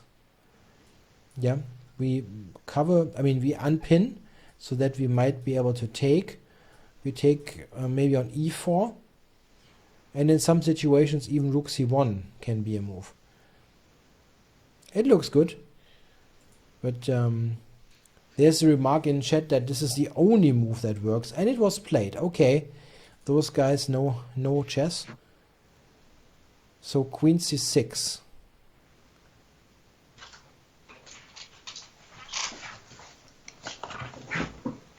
Yeah, so queen c6. So I'm getting you back in the picture. We had a couple of moves there pretty quickly. Okay, so something happened. So he took on c5 as we had determined that it was necessary. Rook yeah, takes, there was just nothing else. Queen b3, and now queen c6 was played.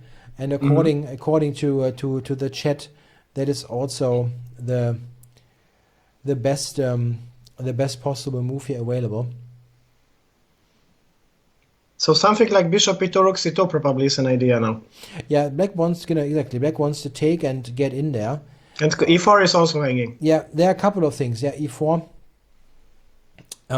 is hanging, and in some cases even rook c1 could be possible. Yeah, just to break through on the back rank. It's still very tough to play this, and I think just for starters, this makes no sense. Yeah, here black will probably win with more than one move. Let me check. Yeah, we simply take on b5. Yeah, that is not. you will not survive this. Yeah, probably not. Doesn't work, right? Yeah, bishop takes d5 looks silly anyway, but it should be checked.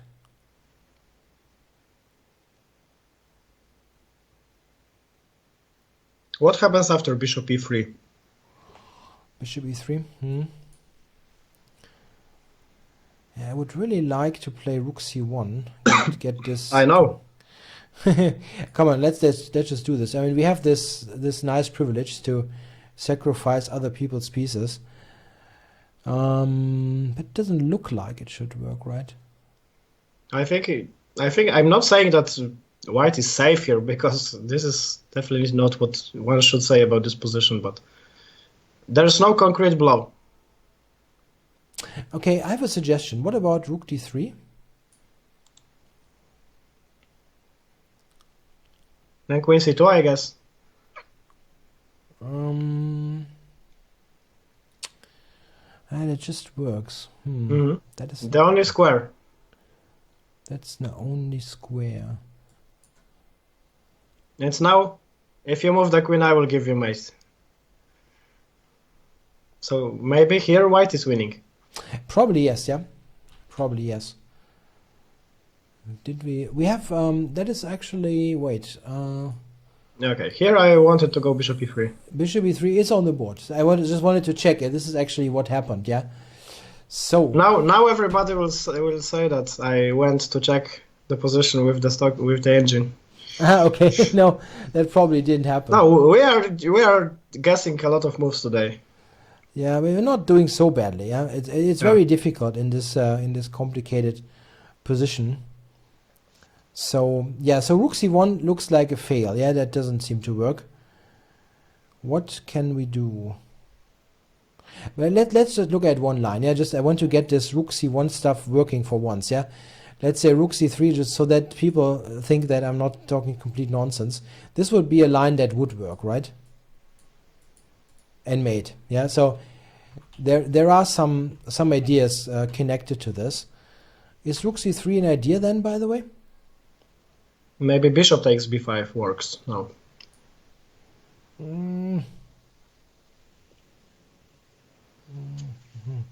The point is that after rook c1 I play king e2.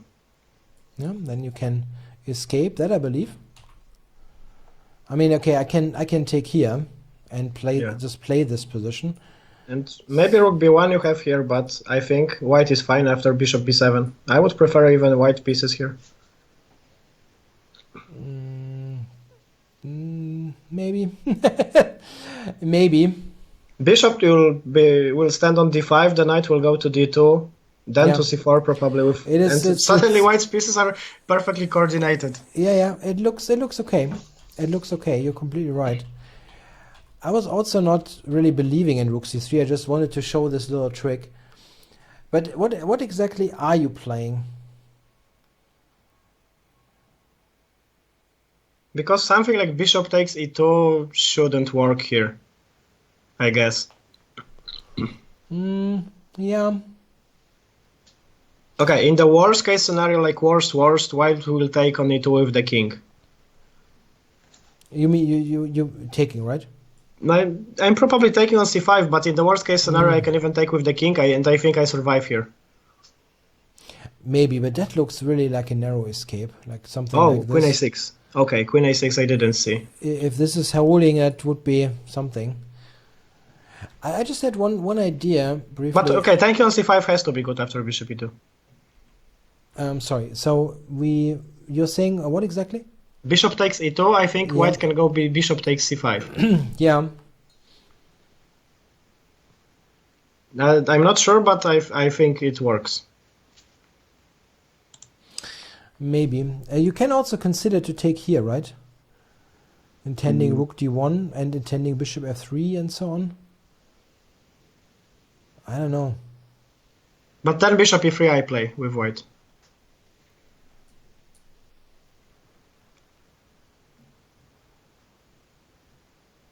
Okay, still looks dangerous, but it does. Nothing concrete. It does.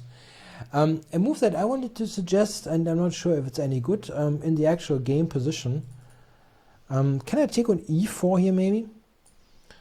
Suggesting something different. The rook is not hanging due to mate on e2. Just So now, yeah, this so, doesn't work. So I start with knight d2 probably. Yeah, okay. And after queen g2, I want to go bishop f3. Oh, I blunder rook c1. Sorry. No. Let's not go this way.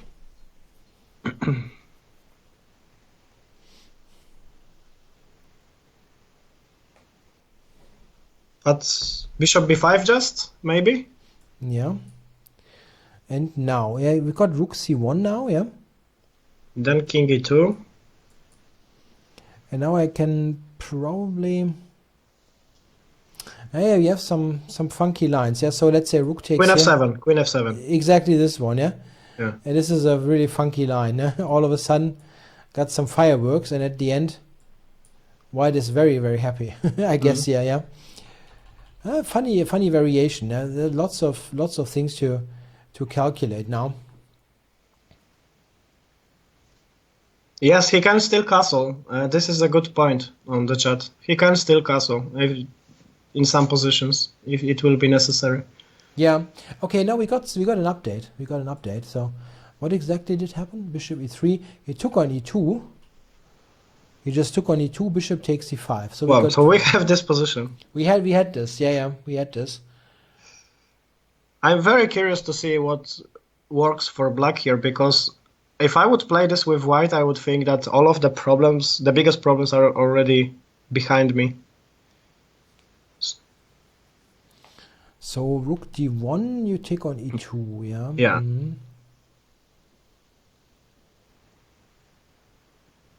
I think we're missing something here. I mean, we looked at queen e4, right? Bishop e3 was our move, I think. Yeah. Maybe the point is that after this you can go rook d1 and just take on h1, and this endgame is actually maybe even better for black. Oh no, we got something else. You just took on f3 here in this position. Yeah, of course. This is pretty simple. Sure. So queen takes. Yeah. And now this is very relevant. If white wouldn't be able to castle, he would be like dead completely in this position. Okay, so black is now taking the bishop, I guess, or is there some miracle move? Probably not. Yeah, you take it, huh? So queen c5, and so now we castle. This is one of the more happier moments, yeah, when you castle in this position. When you think, ooh, I'm not getting checkmated today. So this is already on the board. Yeah. What do you think about this position? So we have this on the board. Yeah, is there still anything that black can do? No. Listen, if I would take the break for not 2 minutes but for 10, and if I would go back and see this position, I would just not believe you that this is the same game. I would think that you're trolling. Okay. Somebody says draw. No, they didn't agree on a draw yet, right? No. b5 played. b5 played. Yeah, I mean, black is definitely playing, right?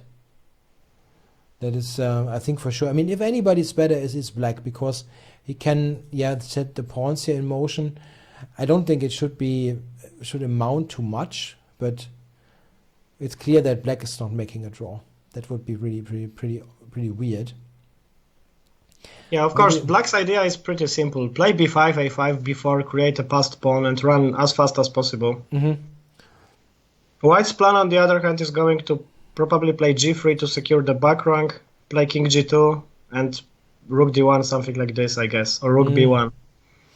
Yeah, that's very likely to happen.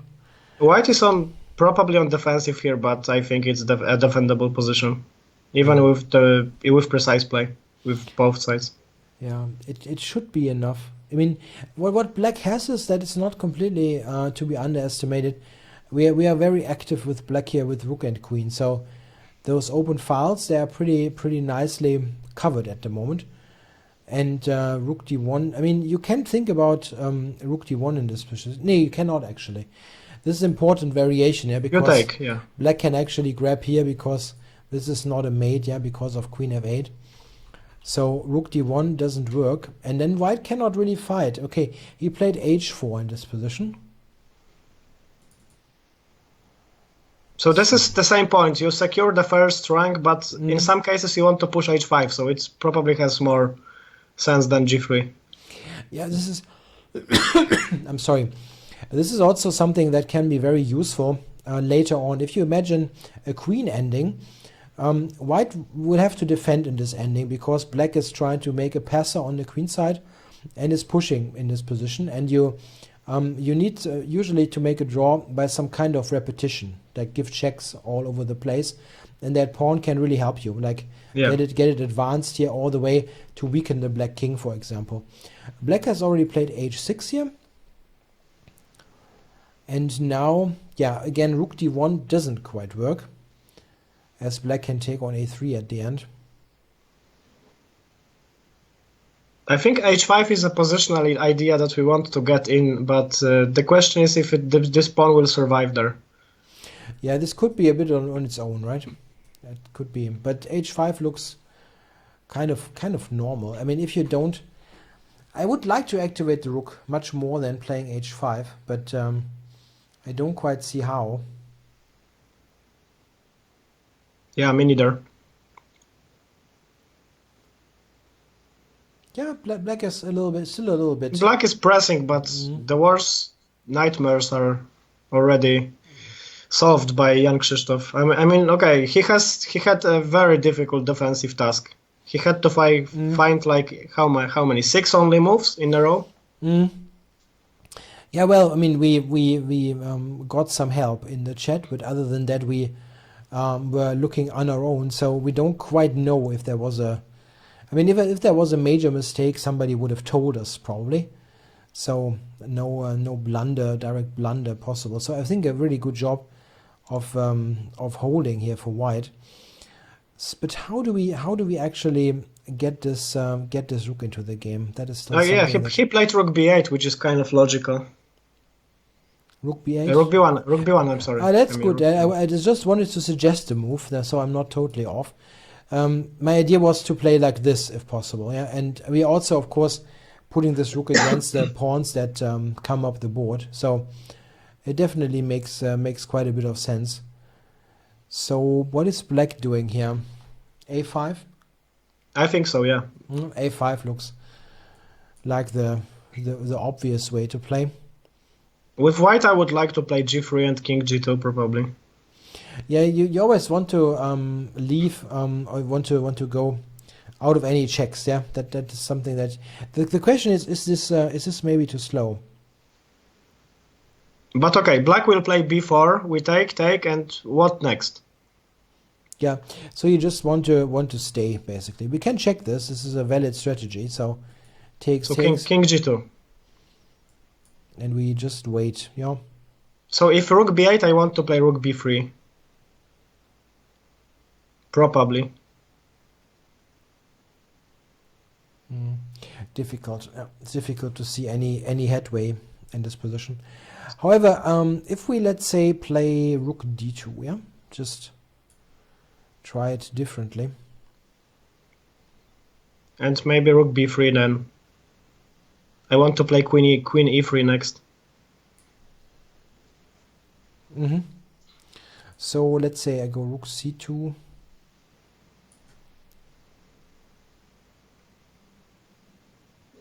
I'm trying for rook c3.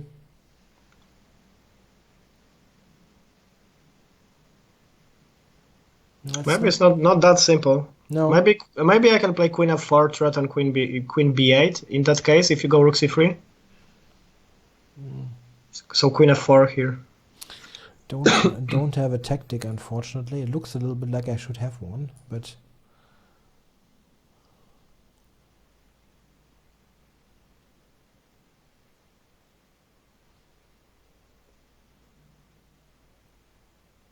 okay, if you go king h7, I guess queen f5, I probably can be able to draw this endgame, because I want to put my rook on the 8th rank and then on b8. I think I can always try a little bit here, like rook c4, for example, queen d4, trying to provoke you in making a pawn move. But okay, this is still has a pretty high probability of being drawn. But So- still, we agree that the only black is pressing here. Yeah, sure. Black played a6, by the way. That is also not a bad decision. You might argue that the a pawn is actually just weak, and if we play a5 before, we trade off a potentially weak pawn. That is a very valid point, actually. So a6, maybe intending to play something like rook d2 next. So rook d2, rook a2, something like this. Still annoying. Just one moment. But if rook d2, rook a2, I can always go rook d1. Yeah, you certainly have defensive resources. If white can get a rook somewhere also on the third rank, like rook on c3 or something, I don't think much would be happening.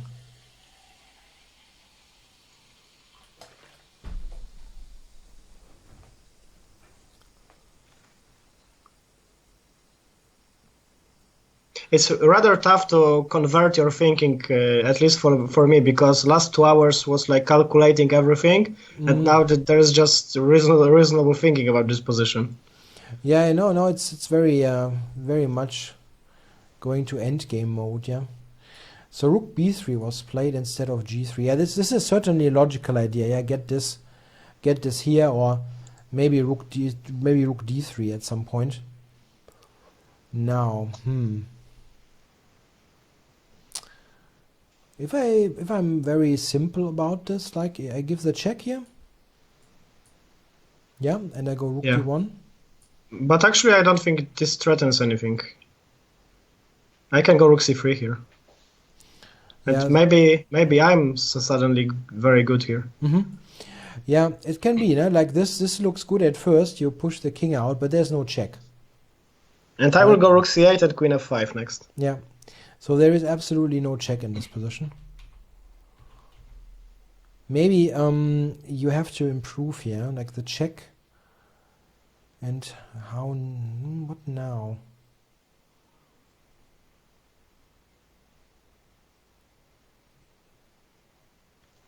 It probably doesn't need too much, right? The check doesn't need too much. Did they play anything? No, not yet. I mean, they both have roughly 4 to 5 minutes and 15 minutes to make, 15 moves to make. Yeah, but in this position, it doesn't have such a big importance as in the position that we had 10 moves ago. Yeah, it's not with the board completely set on fire. That time was really super relevant. And here they still will be able to make reasonable moves, for sure. But how does black press a little bit? I think this must be possible. I think that must be possible, that black is able to try here at least. I think Christof will show us a way how to try. Yeah, probably this is the case. He played queen e5. Yeah, that was one of the moves that I just thought of, because it's just a nice centralizing move, and yeah, you also look at this, so it makes sense. So what happens if you go with the trade now, rook d3?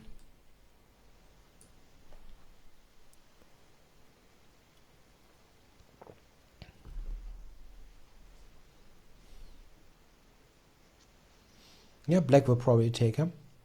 I think take and a5. I would definitely prefer to defend the rook endgame than the queen endgame. Okay, Yeah. here you have queen d8, queen a5, so I'm probably talking about nonsense here. But you want to prepare this, definitely. a5 is not going to work, but maybe black can prepare this somehow. Don't quite see. No. Okay, it went differently. Played g3 here after queen e5, g3, and then rook d4. So rook e3, I expect. Yeah, it looks like. Yeah, it looks like. There is this rook c3 idea, but I don't think it works. Yeah, it doesn't work. So rook e3 will be played. Sure. Then a5 maybe. Some problems. I'm quite happy here with black. Okay, can I be 100% sure instead of rook e3 that rook c3 doesn't work? Because I want to go rook c3 here, and if rook takes I have rook c8 and queen f7, but if queen takes I don't have this idea, because there is a mate on the first rank, so queen takes e4 now. And yeah, this doesn't work. Yeah, because so after king h7, I have to take on e4, and you have this move rook a4, and I think this rook endgame should be very good for black. Yeah, so just to show, you cannot take here because that is leading to a mate. And then white probably has to take, and then with rook a4 to come, black definitely has good winning chances. I would say that in this position, black has much higher winning chances than white has drawing chances. Absolutely. So, yeah. Rook e3 played. Yeah, you probably have to do it, really. Yeah, now a5 looks completely normal, but maybe you have other moves to strengthen your position. Maybe the point is that if you start moving your pawns with a5, I have something like queen f5. Yeah. It's still not very pleasant, no? Yeah, I agree. So a5 was played, and then queen g4 was the answer. Well, this was the second thing that came into my mind. I'm trying maybe to play queen c8 and then queen f5 check, but that would be really a grovel if you have to go for that rook endgame. It's not really a nice prospect. So, would you prefer to defend the queen endgame or the rook endgame here? Yeah. Because the pawn endgame, I think you don't want. Yeah, sure. I mean, that depends a lot on the position, no? Like on very specific things. With those two pawns, it can be very difficult in a queen ending when there's no counterplay. Yeah, if white doesn't have any checks, the pawns will just promote. So, okay, let's have a look. b4 was played, and white will definitely take it. Yeah, we want to take on b4 because if black takes on a3, then he will have the passed a pawn, and we prefer him to have the passed b pawn because it's kind of closer to our king and it's easier for us to catch it. Yeah. So here, here's the question. Yeah, black will of course recapture, and with the rook maybe. I'm not completely sure, but let's say with the rook. Yeah, white can try queen c8, queen f5 check now if he wants, and says that he's going to draw the ending.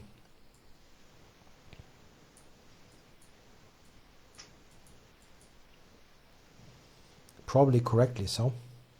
And what happens after rook b5? b5, a4? Or, Rook b5? Okay. Or, okay, instead of rook b5, why not rook b7, rook a7? So, you get behind it. Oh, I'm sorry. That is actually possible. I mean, okay, it's not 100% clear that this is winning for black, but yeah. I would be very scared to go for this. Yeah, no, me too. I didn't want to do that. I wouldn't want to do that. Let's go back. He took with the pawn on b4, and now we have a similar possibility with queen c8, queen f5. This looks a little bit better, yeah, in comparison. Because there is a b pawn. Yeah, there's a b pawn. So it's one step closer to our king. So, for example, queen c8. And now probably rook d5. Rook d5, yeah. I still don't like it. I will have to play rook b3 sooner or later, so I might do it now. And after rook b5, what now? Maybe h5 to exchange some pawns, but... Yeah, I think, I mean, I'm due to this pawn being quite hampering black's position, right? I can also just Yeah. bring the king. I mean, this is, I think, just a draw. But I wanted to stop g6. I wanted to make g6 more costly for black. So black definitely doesn't want to exchange too many pawns. Yeah, but h5, I mean, I know it's a draw, but you can take here. Yeah, but they will draw it without any problem, I think. Yeah, that's true, but I think you can, I mean, you can just advance. Okay. I mean, both is probably a draw. We will probably see it, yeah. Queen c8 was played, by the way. And king h7 played. I'm pretty certain if you play queen c8 check, you're going to check on f5 now. No, he played queen b7. Ah, okay. Ah, that's not unreasonable. Yeah, you look at f7, you look at this, and how exactly is black now playing? f6 is what he did? I don't know.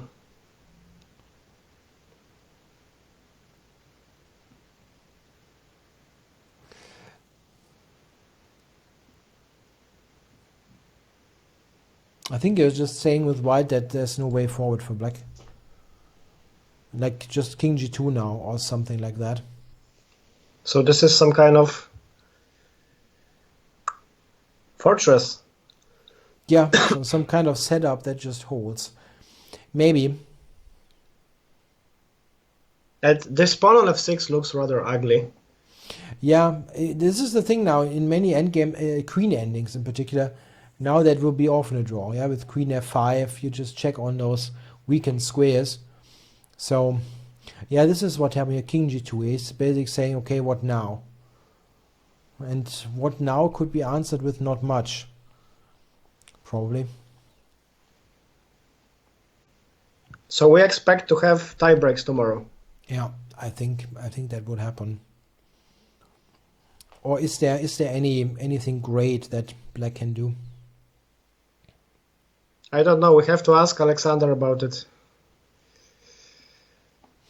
They both don't have that much time, so there's still 8 moves to make, and yeah, they both have like 3 minutes, so they gained all those 30 seconds with those relatively easy moves the last couple of turns. Yeah, it looks pretty dead to me. Yeah, with all due respect to Sasha, but if Jan Krzysztof would be playing against Magnus, I would be more afraid. Yeah, but I don't think there's that much magic that can be done. How do you improve there? Like with the rook on d4, is black's pieces look ideally placed more or less, and I don't quite see how you can improve this. The queen on b7 is very nice. Yeah, it just does everything. Yeah? It covers, it stops the b pawn. It looks at g7. Yeah, it does. In some cases, it does many things. So rook c4 was played, which is kind of a waiting move, maybe. Or does it actually threaten anything? Maybe he wants to play something like queen c5, rook c3, and push the pawn. That's true. So, but I would consider at some point. Okay, I can't go h5 yet because the queen is on the 5th rank. You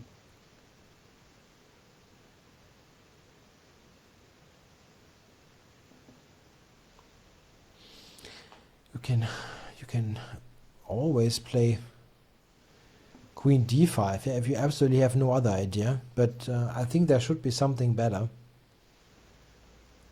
Actually, queen d5 is quite smart, I think. Because now, if ever black goes for rook c5, we have rook b3, and after rook b5, there's d6, d7, and the pawns are exchanged. Yeah. Because the king is too far. I think it would work. I'm just thinking if there's something clever or something better that we can do.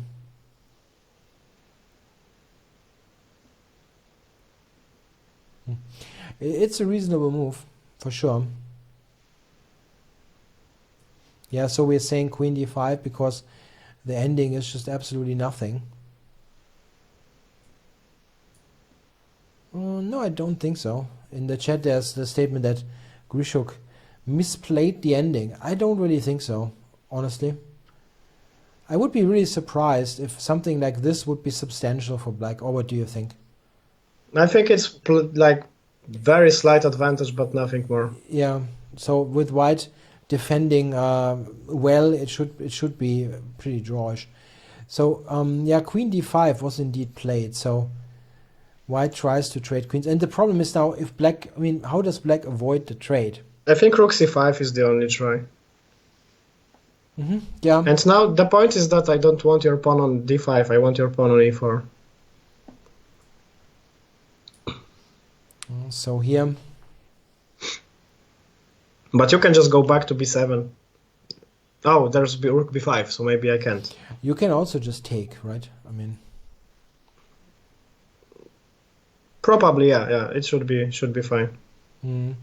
Yeah, I mean, let's say, yeah, black can go to b5, but I just play rook b3 and go with the king. But rook e5 you can't play rook b3 because e4 is hanging. You just need to start with the king probably. Yeah, in the game black took on d5. Okay, so this is a draw. So e takes. Yeah, and this is going to be a draw pretty quickly. Rook d4, I guess. I mean, rook d4, rook b3, king g6 is the last try. And the king is going for the d pawn.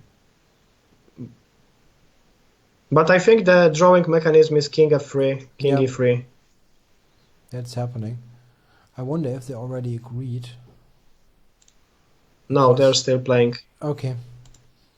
Because I didn't get e takes d5 yet, and that is kind of forced. So yeah, king f5, I guess king e3. And now what? If rook g4, I think I can even go back to f3, something like this. And here I think d6 is clever. No, now it's a bit of an overload. Yeah, so we got the position to rook d4 here. Yeah, you will probably get exactly that. Could be exactly this variation. I mean, even if you have to part with the d pawn, you play rook e7, you put your rook on b7, pawn on h5, and black just doesn't have a way to improve this position. Might be, yeah. In the worst case scenario, I mean. Yeah, probably the game will end exactly with the line that we just have shown, which I sadly deleted, but yeah. But Jan Christof is calculating it because I think if you miscalculate something in this rook b3 line, it's pretty dangerous that you can fall into some trap. But if you go rook e7, rook d5, rook b7, I think this is just a pretty trivial draw. Yeah, it would be pretty awful if you do something like a little slip and then all of a sudden you have to defend the pawn down, some silly ending that is maybe a draw, but then you're sitting there for more than 1 hour and you just be a little bit precise and then nothing happens.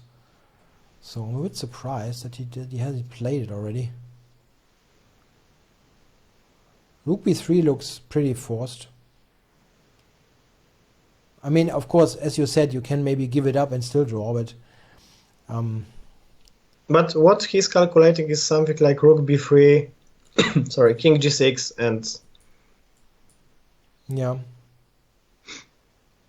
He's making sure if this works. So rook b3 was played ultimately. Okay, so he calculated it for sure. Yeah, king g6 I believe is going to be played. Yeah, so here I don't really see a way forward. Like, we had this. No, rook c4 here. I think then king d3. That should end it. Okay, maybe rook g4 is some kind of the last try, but then I can go something like king e2, I think. And the point is that... Oh, maybe it's not that simple. No, I want to make it too complicated. This is... I was just thinking, yeah. Is it so simple? But what after rook g4 in the end?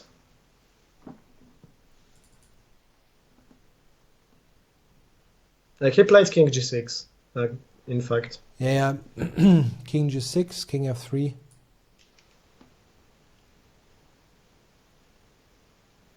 I think king f5 has to be played. Yeah, that's the only try. Yes, and still I think there is some accurate move that at least I'm missing. After king e3, rook c4, king d3, rook g4.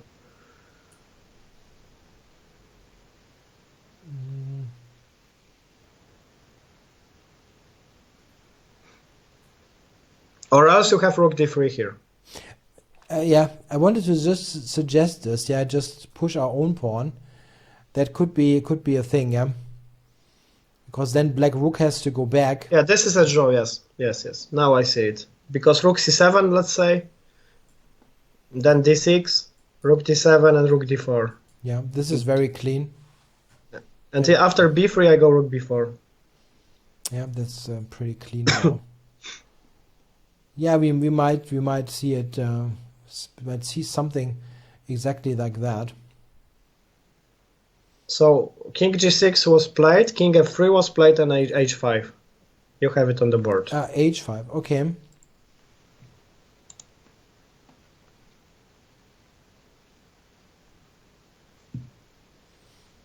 Okay.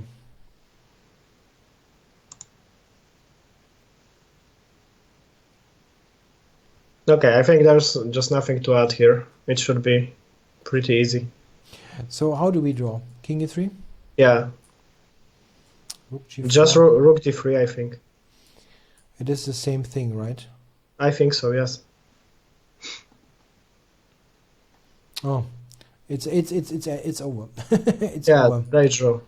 So let's just check how it ended. So we had h5, king e3, and black simply took on d5. Yeah, so after rook d5, rook b4, we have one of the clearest draws that you can imagine, with 3 against 3 on one side of the board.